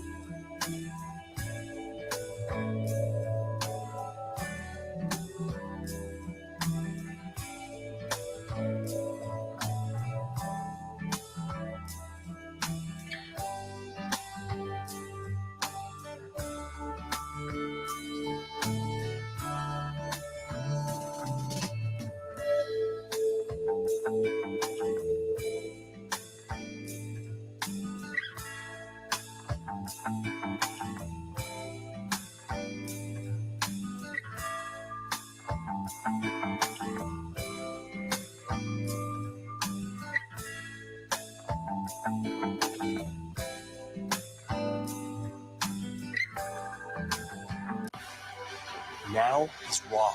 How hard is it to see it like this? Our house is no longer here, but we are here. Now is real. Let's break down what we know and then the big questions still outstanding. News for the generation of now is NBC News Now. We're back with tonight's debate between Kamala Harris and Donald Trump. And when it ends, please join us for analysis of tonight's key moments. Our team will break it down. As we enter the final sprint to Election Day, we'll go back to the debate and closing statements. Live from the National Constitution Center in Philadelphia, Pennsylvania. Here again, David Muir and Lindsay Davis. Welcome back tonight. The time has come for closing statements, and Vice President Harris, we begin with you. So I think you've heard tonight two very different visions for our country. One that is focused on the future, and the other that is focused on the past, and an attempt to take us backward. But we're not going back. And I do believe that the American people know we all have so much more in common than what separates us. And we can chart a new way forward. And a vision of that includes having a plan, understanding the aspirations, the dreams, the hopes, the ambition of the American people, which is why I intend to create an opportunity economy, investing in small businesses, in new families, in what we can do around protecting seniors, what we can do that is about giving hardworking folks a break and bringing down the cost of living. I believe in what we can do together that is about sustaining America's standing in the world and ensuring that we have the respect that we so rightly deserve, including respecting our military and ensuring we have the most lethal fighting force in the world. I will be a president that will protect our fundamental rights and freedoms, including the right of a woman to make decisions about her own body and not have her government tell her what to do. I'll tell you, I started my career as a prosecutor. I was a DA, I was an attorney general, a United States senator, and now vice president. I've only had one client, the people. And I'll tell you, as a prosecutor, I never asked a victim or a witness, are you a Republican or a Democrat? The only thing I ever ask them, are you okay? And that's the kind of president we need right now. Someone who cares about you and is not putting themselves first. I intend to be a president for all Americans and focus on what we can do over the next 10 and 20 years to build back up our country by investing right now in you, the American people. Vice President Harris, thank you. President Trump. So she just started by saying she's going to do this, she's going to do that, she's going to do all these wonderful things. Why hasn't she done it? She's been there for 3.5 years. They've had 3.5 years to fix the border. They've had 3.5 years to create jobs and all the things we talked about. Why hasn't she done it? She should leave right now, go down to that beautiful White House, go to the Capitol, get everyone together and do the things you want to do, but you haven't done it and you won't do it because you believe in things that the American people don't believe in. You believe in things like we're not going to frack. We're not going to take fossil fuel. We're not going to do things that are going to make this country strong, whether you like it or not. Germany tried that, and within 1 year, they were back to building normal energy plants. We're not ready for it. We can't sacrifice our country for the sake of bad vision. But I just ask one simple question. Why didn't she do it? We're a failing nation. We're a nation that's in serious decline. We're being laughed at all over the world. All over the world, they're laughed. I know the leaders very well. They're coming to see me. They call me. We're laughed at all over the world. They don't understand what happened to us as a nation. We're not a leader. We don't have any idea what's going on. We have wars going on in the Middle East. We have wars going on with Russia and Ukraine. We're going to end up in a third world war, and it'll be a war like no other because of nuclear weapons, the power of weaponry. I rebuilt our entire military. She gave a lot of it away to the Taliban. She gave it to Afghanistan. What these people have done to our country, and maybe toughest of all, is allowing millions of people to come into our country. Many of them are criminals, and they're destroying our country. The worst president, the worst vice president in the history of our country. President Trump, thank you. And that is our ABC News presidential debate from here in Philadelphia at the National Constitution Center. I'm Lindsay Davis. And I'm David Muir. Thank you for watching here in the U.S. and all over the world, and from all of us here at ABC News. Good night. And welcome back to NBC News coverage of the debate. Pick your adjective. I would go with fiery to begin, but it goes from there. Both the candidates, you could argue, executing on their strategy going in. For Kamala Harris, that was to get under the former president's skin, which she did quite often. For the former president, his option was, of course, to go after the economy, after Afghanistan, the administration's position on the withdrawal in Afghanistan. And immigration, of course. This is exactly what they wanted. The question is how they got there and along the way, I think. Well, people are going to be talking about this debate for a long time. And is this the final debate? Is this the only one we're going to see? Will there be another?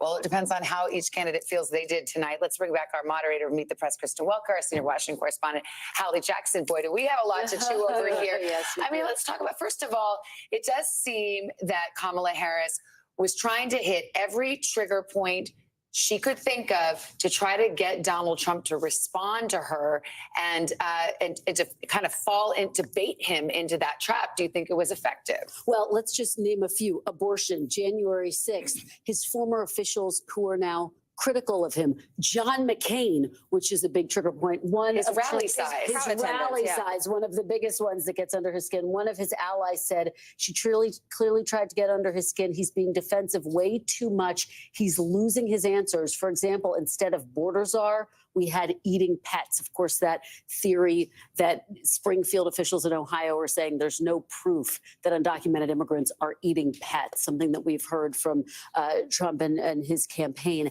And I think that allies are expressing concern about the fact that he didn't do what they were hoping he would do, which is to stay on message, to talk about his strengths. There were some unanswered questions as well. It's worth noting out on both sides. Harris never answered whether you're better off than you were 4 years ago She also didn't say what she would have done differently on immigration. Trump, by the way, didn't answer the critical question. Would he veto a national abortion ban if it came to his desk? I asked J.D. Vance if Trump would do that. He said, yes, he would. Trump said tonight, well, he didn't check with me before saying that. So some differences there. Again, how does this play with those swing voters? Hallie, what are Republicans saying tonight that you're monitoring? I think there's immense frustration on the part of those allied with Donald Trump about the moderators. That is something that you sometimes hear after debates. I think that is certainly a through line here. There is some frustration, I think, I spoke with one Republican who called former President Trump wild and uncontrolled and said that the vice president was successfully pushing his buttons and getting him angry. Another ally said, listen, she is doing what they thought she would do, avoiding the issues and going on attack against former President Trump. She did that, as you have laid out. She baited him again and again. We talk about substance and style being the two kind of buckets in any debate. If that's the style, you look at substance here. She was pressed on her shift away from some of those more progressive positions in that crowded primary. She says, my values haven't changed. And it wasn't just, of course, the issue of abortion access and whether he'd veto a national abortion ban that the former president did not answer on. He did not discuss how he would implement one of his central issues on immigration, mass deportations. And he also didn't get into his plan to replace Obamacare, simply saying, I have concepts of a plan. He will be pressed on that moving forward. He also didn't commit to saying he wants Ukraine to be victorious in the war. So that was an interesting exchange as well. So she was trying to prosecute the case against him, but also present an affirmative vision of herself and what she might do in a term. Let's go to Tom Yamas. He's in the spin room for us. So Tom, I'm sure you're already starting to see people filter in. And what are you hearing? Yeah. Okay, guys, so it's still very early, right? Each campaign is sort of getting their talking points out and making sure everyone's on the same message before they pour into the spin room. Some people are coming in right now. There's a crush of reporters at the entrance waiting for everybody. I can tell you in the meantime, my phone has been blowing up with both Republican strategists, Democratic strategists, voters. I've been asking everyone what they think. It is a complete different shift change from that first debate. After that first debate, Republicans felt very victorious, very confident. They were saying the entire debate was about Joe Biden.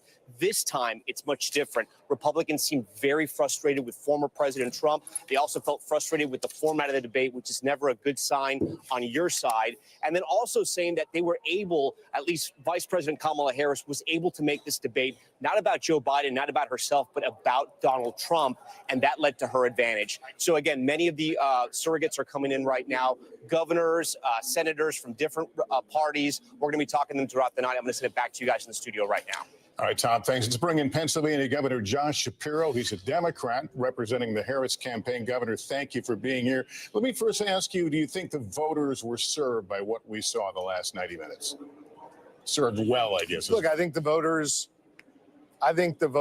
heard a lot and learned a lot. You know, one of the things I was a little bit worried about going into this debate is that some folks had a little brain fog about Donald Trump. They sort of didn't remember the chaos of Donald Trump's time in office.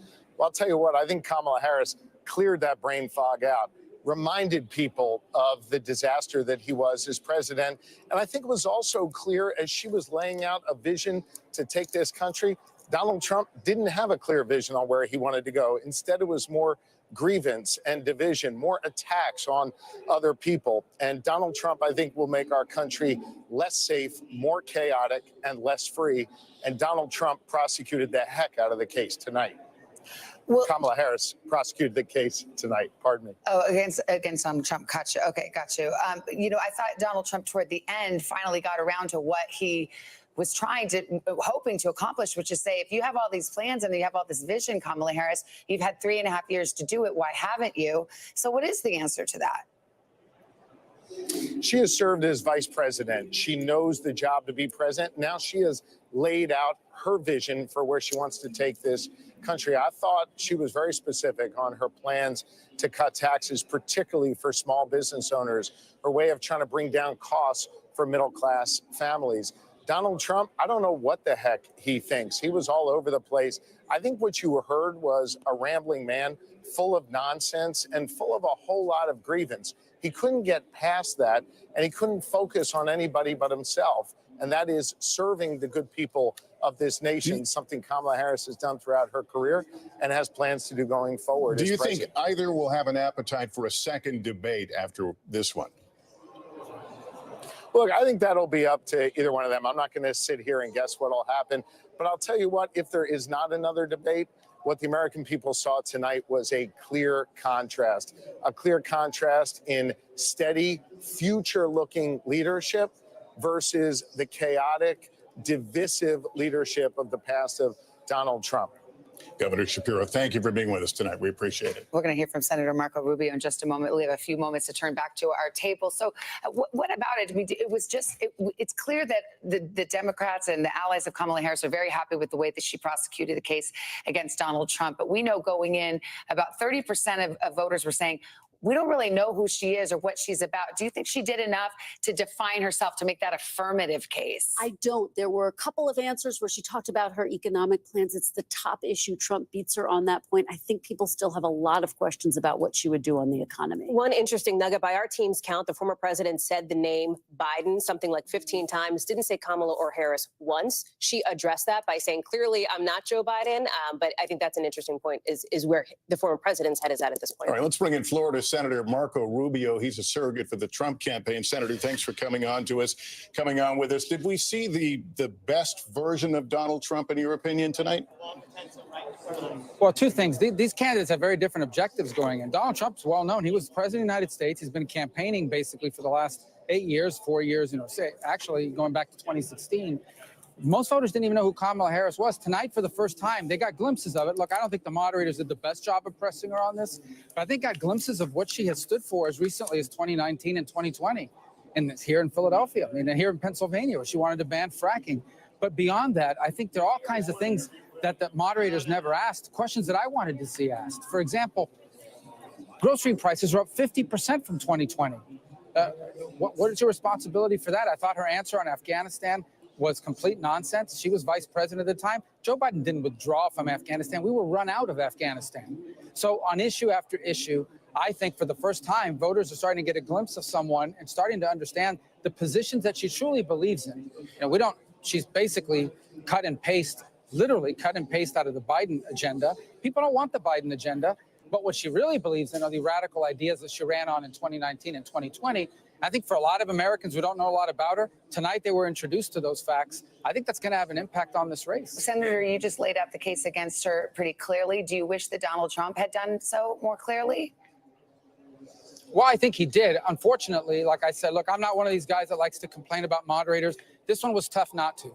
I think it was really one-sided, and some of the fact-checking was wrong. There are, in fact, states in this country, the state of Minnesota, where a child born in a botched abortion is allowed to die, provided palliative care and allowed to die. So some of the fact-checking I thought was truly unfair, but on balance, as people heard things about, you wanted to take away guns from people in the past, you wanted the Bernie Sanders health care plan, you wanted to ban fracking, you bailed out, tried to raise money to bail out rioters in 2020 in the summer. These are new facts that a lot of people don't know about Kamala Harris that they learned tonight for the first time. And I think, as you've seen in the polling, a lot of 25% of Americans wanted to learn more about him. They learned more about her tonight. All right, Senator Rubio, thank you for your time. We want to go to Kate Snow. She's been talking with a group of undecided voters in where else? Battleground, Pennsylvania. Kate, we've all been dying to hear what they thought and how they reacted to what they heard tonight. Yeah, Savannah, it's been really interesting watching with you all because I could see your reactions in real time. There were a lot of visceral reactions. In one word, if I can ask, how would you headline this debate? One word to describe what you saw, Len. Well, it's 4 words. Same old, same old. Hannah. Manipulative. And Andrew. Lies on both sides. Okay. Lies. No, you came in all undecided. Has anything changed your mind tonight? Is there anything you heard here that you thought, oh, yeah, I could go for that policy. I could stand with that candidate? Not really. For me, I think Kamala had a good debate. I'm feel more favorably towards her than to Donald, but I'm still not sure. Not 100%. The two of you women reacted very strongly when Harris was talking about abortion, when both candidates were talking about abortion rights. You reacted strongly to Donald Trump and his positions. You seemed emotional about it, Hannah. Yes. What was your thought on that? What was it about that part of the debate that struck you? His misinformation. He sensationalized just so much facts or not things that are not facts that have been disproven. When he and was talking he about does it because that is what his supporters want to hear. And it really impacts who people like us, if we choose to vote for him or not, because we know you are lying, but you're still saying it. And it's disgusting. You all said it was the economy going in. Andrew, anything you heard that changes how you're thinking about their economic policies? No, because at the end of the day, December and November is going to roll around and they're going to pass. They're going to say, we're going to shut down the government, and they're going to pass an omnibus, and they're going to spend trillions of dollars, and nothing else is going to change. They're just going to keep spending money uncontrollably. Donald Trump spent $6 trillion in 2019 and added that to our deficit. So absolutely not. They're spending money, and then it's coming back into the government, into the congressmen, into the Senate through funds, through PACs, through all the disgustingness. Andrew, thank you so much. Hannah, Lynn, it's great to be with you. I'll send it back to you guys. All right, Kate, thanks very much. Kristen Welker, Hallie Jackson back for some final thoughts. Kristen, first to you. Will we know who won this debate in days or weeks or months? Well, a couple of weeks, I would say, once we look at the new poll numbers, Lester. As we've been saying, the Harris campaign feels emboldened. They just put out a statement saying Vice President Harris is ready for a second debate. Is Donald Trump? The big question, will that actually happen? And again, it's just fascinating to hear the voters who are sitting there with Kate Snow, to hear that one of them at least feels a little bit more favorably toward Harris. As we start to close our coverage, I always like to say Election Day is XX days away. But in fact, Election Day is, well, it starts tomorrow in one state, but is 6 days away in Pennsylvania. That's right. Early voting is a huge factor. Those mail-in ballots going out in Pennsylvania. You've got it in other battleground states as well coming up soon, including Michigan just this month. So that is for real, right? What's happening tonight matters when people go to make their decision about who they want in the White House. So will there be a second debate? That's an open question. You look at what's next. All four of these leaders, Kamala Harris and her running mate, former President Trump, and his running mate, will be in 9/11 ceremonies tomorrow. All right, Haley, thanks. Haley, that concludes our coverage of tonight's debate between Vice President Harris and former President Trump. More coverage tomorrow morning on Today. We'll see you bright and early. I'm Savannah Guthrie, Lester Holt, Hallie Jackson, Kristen Welker. We're all here. Thanks for being with us. Good night.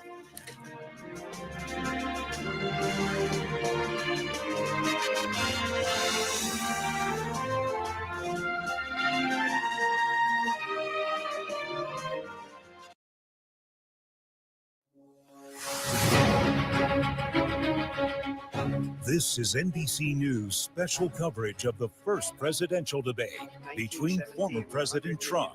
Look, we've had a terrible economy. And Vice President Kamala Harris. What we have done is clean up Donald Trump's mess. The two candidates meeting in person for the first time ever. So for everyone watching who remembers what January 6th was, I say we don't have to go back.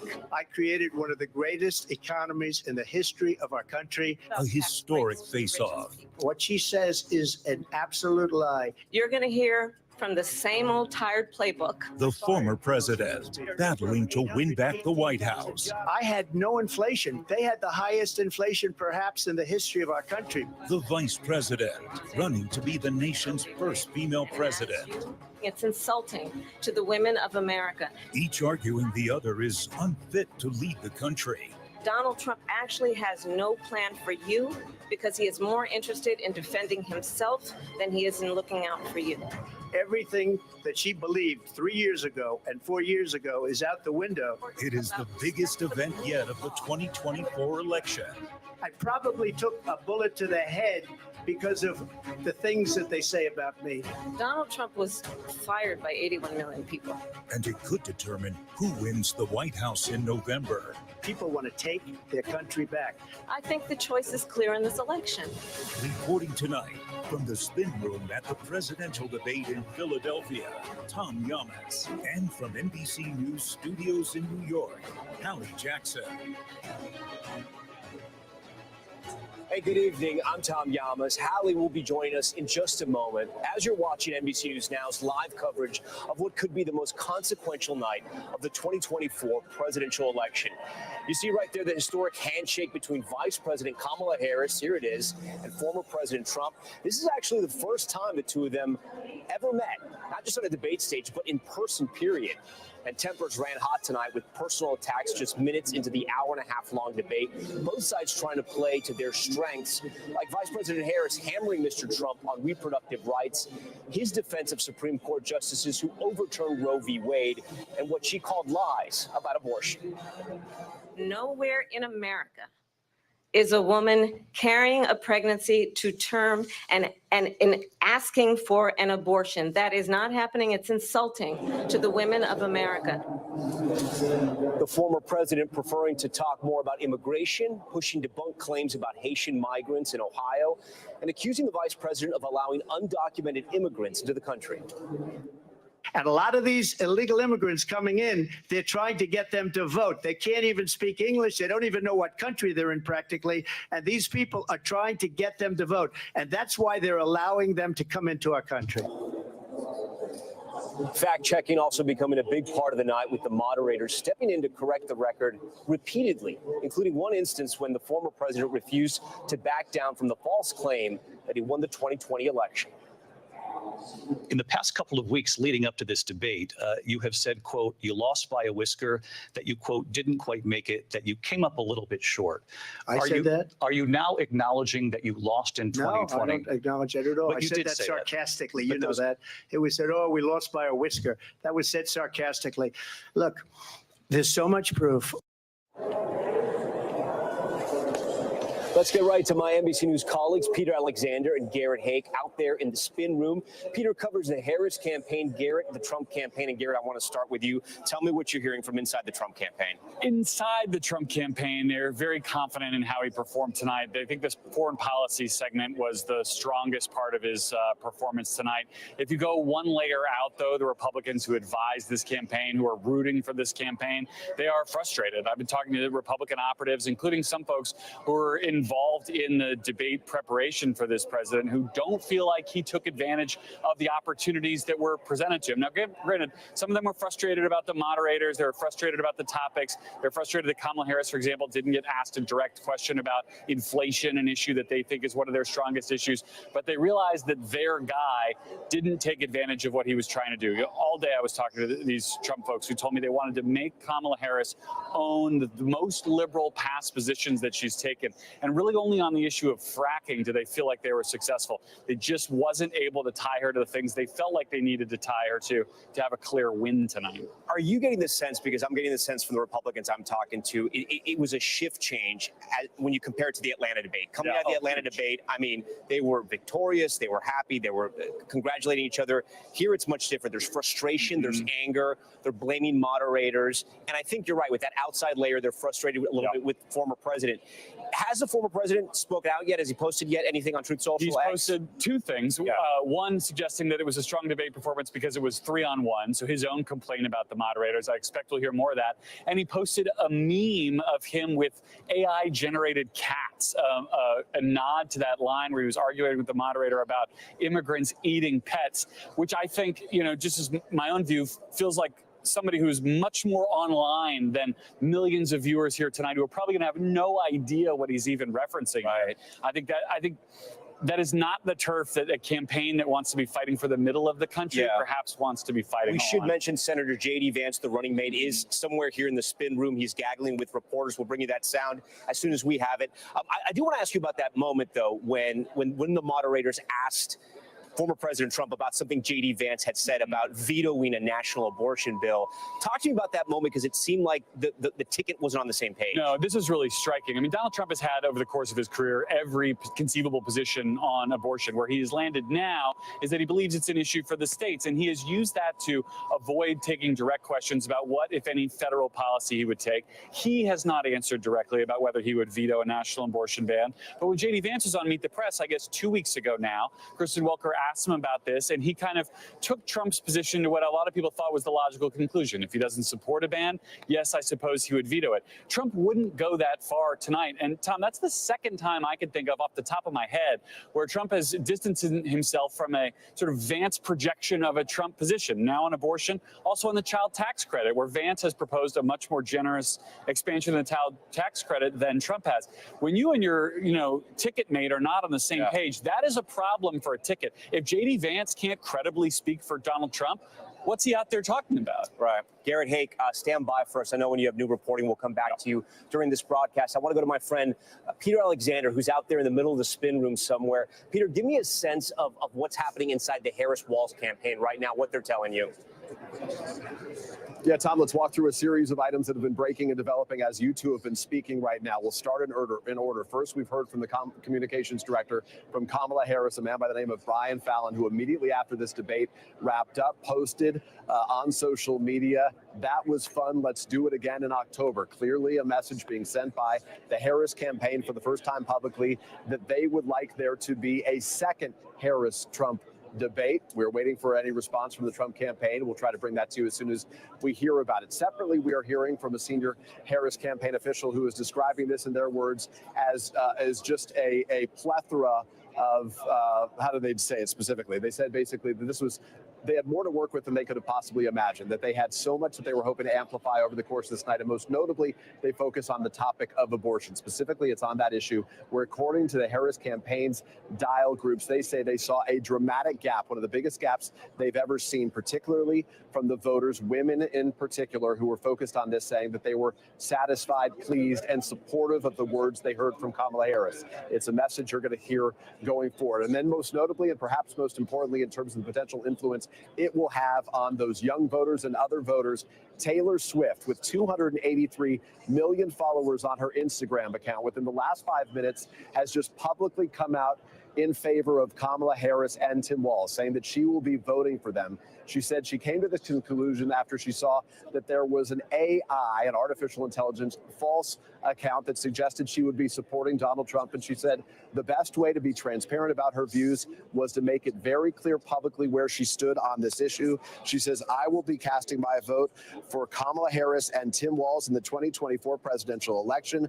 I'm voting for Kamala Harris," she added, "because she fights for the rights and causes I believe need a warrior to champion them." Just to put that in some context here, remember only a matter of months ago when Joe Biden was the presidential nominee for the Democrats, there was a real concern among Democrats that they weren't getting the support within the young voter community, those first-time voters in many cases, that they weren't energized by a man who was already 81 and would be 86 at the end of a second term if he was to serve. Obviously, Kamala Harris tonight, as you heard, casting herself as a generational candidate. They feel strongly, and certainly with this endorsement from Taylor Swift tonight, that sends a very clear message, first from the debate and separately from her social media, about the value that young people may find in a Harris presidency going forward. And finally, I'll just tell you, based on the takeaways I've had speaking to analysts in this room and hearing from Democrats and Republicans alike, one of the things that frustrated Republicans, frankly, and satisfied a lot of Democrats, Tom, was the sense that Kamala Harris, though she didn't answer some questions, which is receiving some criticism, she did not say, which perhaps was stunning to critics, that America is better off now than it was 4 years ago. They do believe she succeeded in making this a referendum, not so much about the Biden-Harris administration, but about Donald Trump himself. It's one place that we're hearing from a lot of Democrats so far tonight. Back to you. I'm hearing that as well. Before you go, Peter, I do want to ask you, can you get a sense yet if there will be a second debate, if Democrats will even want that, or is it one and done?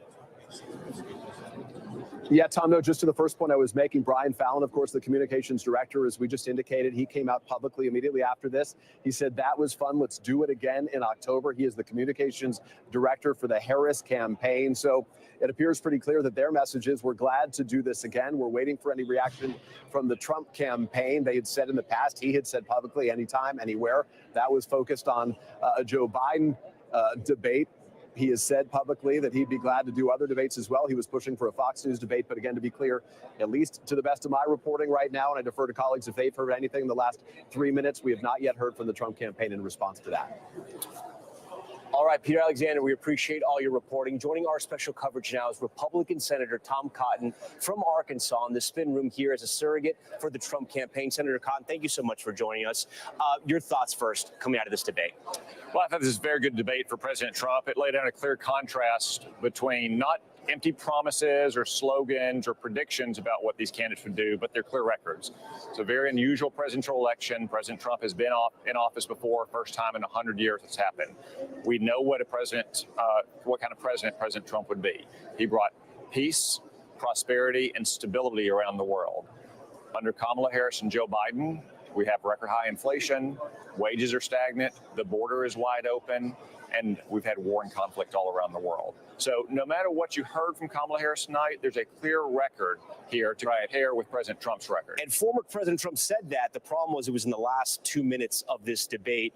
Do you think the vice president was successful in making this debate about Donald Trump and not about Biden-Harris? No, I think she was successful in hiding her own liberal record to the best of her ability. President Trump did a good job of calling it out, though, not only in his closing statement, but throughout the debate, pointing out, for instance, that she does, in fact, support a ban on fracking. She supports a ban on gas-powered cars. She does want to confiscate private firearms. She wants to decriminalize illegal immigration. And as we just learned this week, she wants to use taxpayer dollars to pay for gender transition surgery for illegal immigrants in detention centers in America. Those are all records she's taken, not as a young woman in college or in a TV interview, kind of in a live setting where people could put a foot wrong, as you know, Tom. Those are her considered, deliberate positions that she took when she was running for president in her own right, or when she was serving the United States Senator. And she said that she's, changed on some of those positions. Well, they're saying evolved, and you guys say flip-flop. I get it, but I just want to go on the record and say that she's changed on some of those positions. Actually, no. I don't say she's flip-flopped. Yeah. She's lying. Yeah. Bernie Sanders on your network said this weekend that she hasn't changed her positions. She's saying what she thinks she needs to get elected. Right, that she's still a progressive. I do want to ask you, why do you think Republicans, at least the ones that I'm talking to that are strategists, voters, were frustrated with this debate? It was a much different vibe coming out of that Atlanta debate. What was different about this one? Why are you guys frustrated? A lot of Atlanta, I mean, come on, the Atlanta debate was historic. I mean, President Trump ended his opponent's presidential campaign. I don't think you could expect that to happen again. Right. But I think there's real frustration with some Republicans. He did a great job tonight. I thought in some ways it was 3-on-1, all the fact checks that President Trump got, and they never fact checked Kamala Harris. She claimed that she doesn't support abortion in months 7, 8, or even 9 of a pregnancy, when in fact she voted to do that in the U.S. Senate. They didn't put. I got to say, but if you're going to be commander in chief, you know this. You can stand up to 2 journalists, right? I mean, even though you guys may thought that moderators weren't fair. And he did. I thought he did a good job in what was in effect a 3-on-1 debate. But Kamala Harris. You think she was better prepared? No, not at all. Because you can't. I mean, how can you be prepared to defend a ban on fracking, especially in Pennsylvania, to defend a ban on the sale of new gas-powered cars? These are her positions. This is what she supported as vice president and as a senator and as a soft-on-crime attorney general. Before we go, do you think there's another presidential debate? I don't know. I mean, President Trump proposed several other debates. Kamala Harris refused to take him up on it.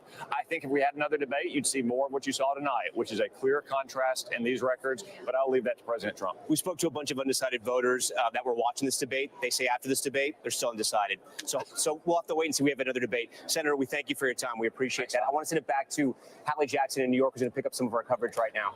Tom Llamas there in the very busy, very active spin room. Tom, thank you very much. Let me bring it back to the folks here at the table for us. Moderator of Meet the Press, Kristen Welker, our national political reporter, and big board icon, Steve Kornacki. Our chief political analyst, Chuck Todd, is with us as well. Kristen, let me go to you. You've heard now from the folks that Tom is talking to, from our reporters on the ground there. We've seen that Taylor Swift endorsement.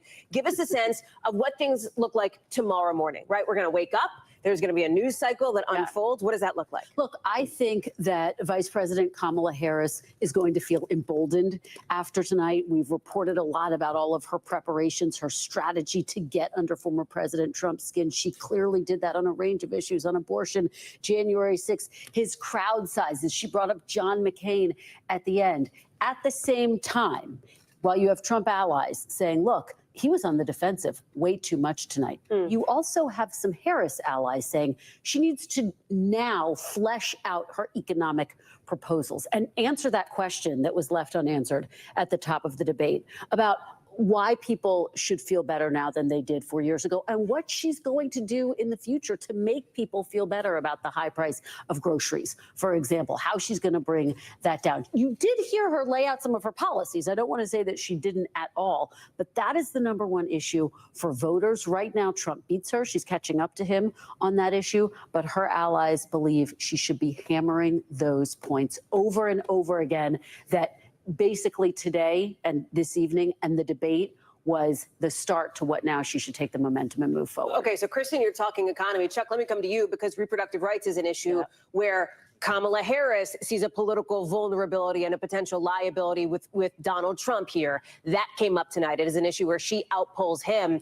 I'm curious how you see that framing, considering that is something that campaign officials, as you heard from the conversation just a moment ago, on the Harris side, see as one of her strongest moments. And I got to tell you, Chuck, on this issue of sort of baiting, well, let me start there. Let me start on reproductive rights, and I'll come back to you on something else. Okay, well, let me just stick to that issue for a second. Here's all I kept thinking about when she was talking very specifically about a woman sitting in the parking lot, potentially bleeding out because she wasn't going to get care because there was concern about the law. You know who wouldn't have made that rebuttal on that issue? Joe Biden. And it was so striking to me. Joe Biden could barely talk about the issue. It was really one of the biggest weaknesses of the campaign he was running, is his inability, whatever it is, his own, I think he was caught up in his own political positions, his own religious beliefs on this. Frankly, 40 years of talking about abortion one way, and then suddenly the conversation had changed and he didn't really evolve or modernize with it. That is what sort of struck me. Like here was an issue that is suddenly, I think the contrast is much clearer between Kamala Harris and Donald Trump than it was between Joe Biden and Donald Trump. Everything else, you wouldn't have had that kind of clear contrast. But on that issue, more than any other, that was something you never would have seen from Joe Biden, no matter which version of Joe Biden you got, 2016, 2020, or the one we saw last June. I'm going to call a quick timeout for just a second, because as we all know, spin rooms move fast. Things go quickly. I know that somebody has just sat down, I think, next to Tom back in Philadelphia. So, Tom, let me turn it over to you for just a second, and then we'll come back and chat. All right, Hallie, thank you for that. Yeah, joining us now, California Governor Gavin Newsom, a surrogate, of course, for the Harris-Walz team. So, Governor, your thoughts on this debate coming out of it? I mean, if this was a prize fight, they would have done TKO against Trump in the second round. It was an extraordinary performance from the get-go. She had the decency to go up and shake his hand, introduce herself as Kamala Harris, and she commanded the stage from the moment that debate began. I thought she did an exceptional job. Let's talk about debate strategy, because she made the debate about Donald Trump, not about the Biden-Harris administration. Why was that a positive? Well, I thought she not only made the case against Donald Trump, she also prosecuted the case for the future. She kept looking in the camera, talking about you, talking about me, talking about the issues that matter to the American people, on affordability, on housing, on childcare. She was consistent in painting not only a picture of the current administration in the context of the accomplishments of Biden-Harris, but the pivot to a framework of a compelling future about the next 4 years, which, at the end of the day, is what this election is all about. But she was so, discipline's the word. Every time she was asked a question, she'd almost answer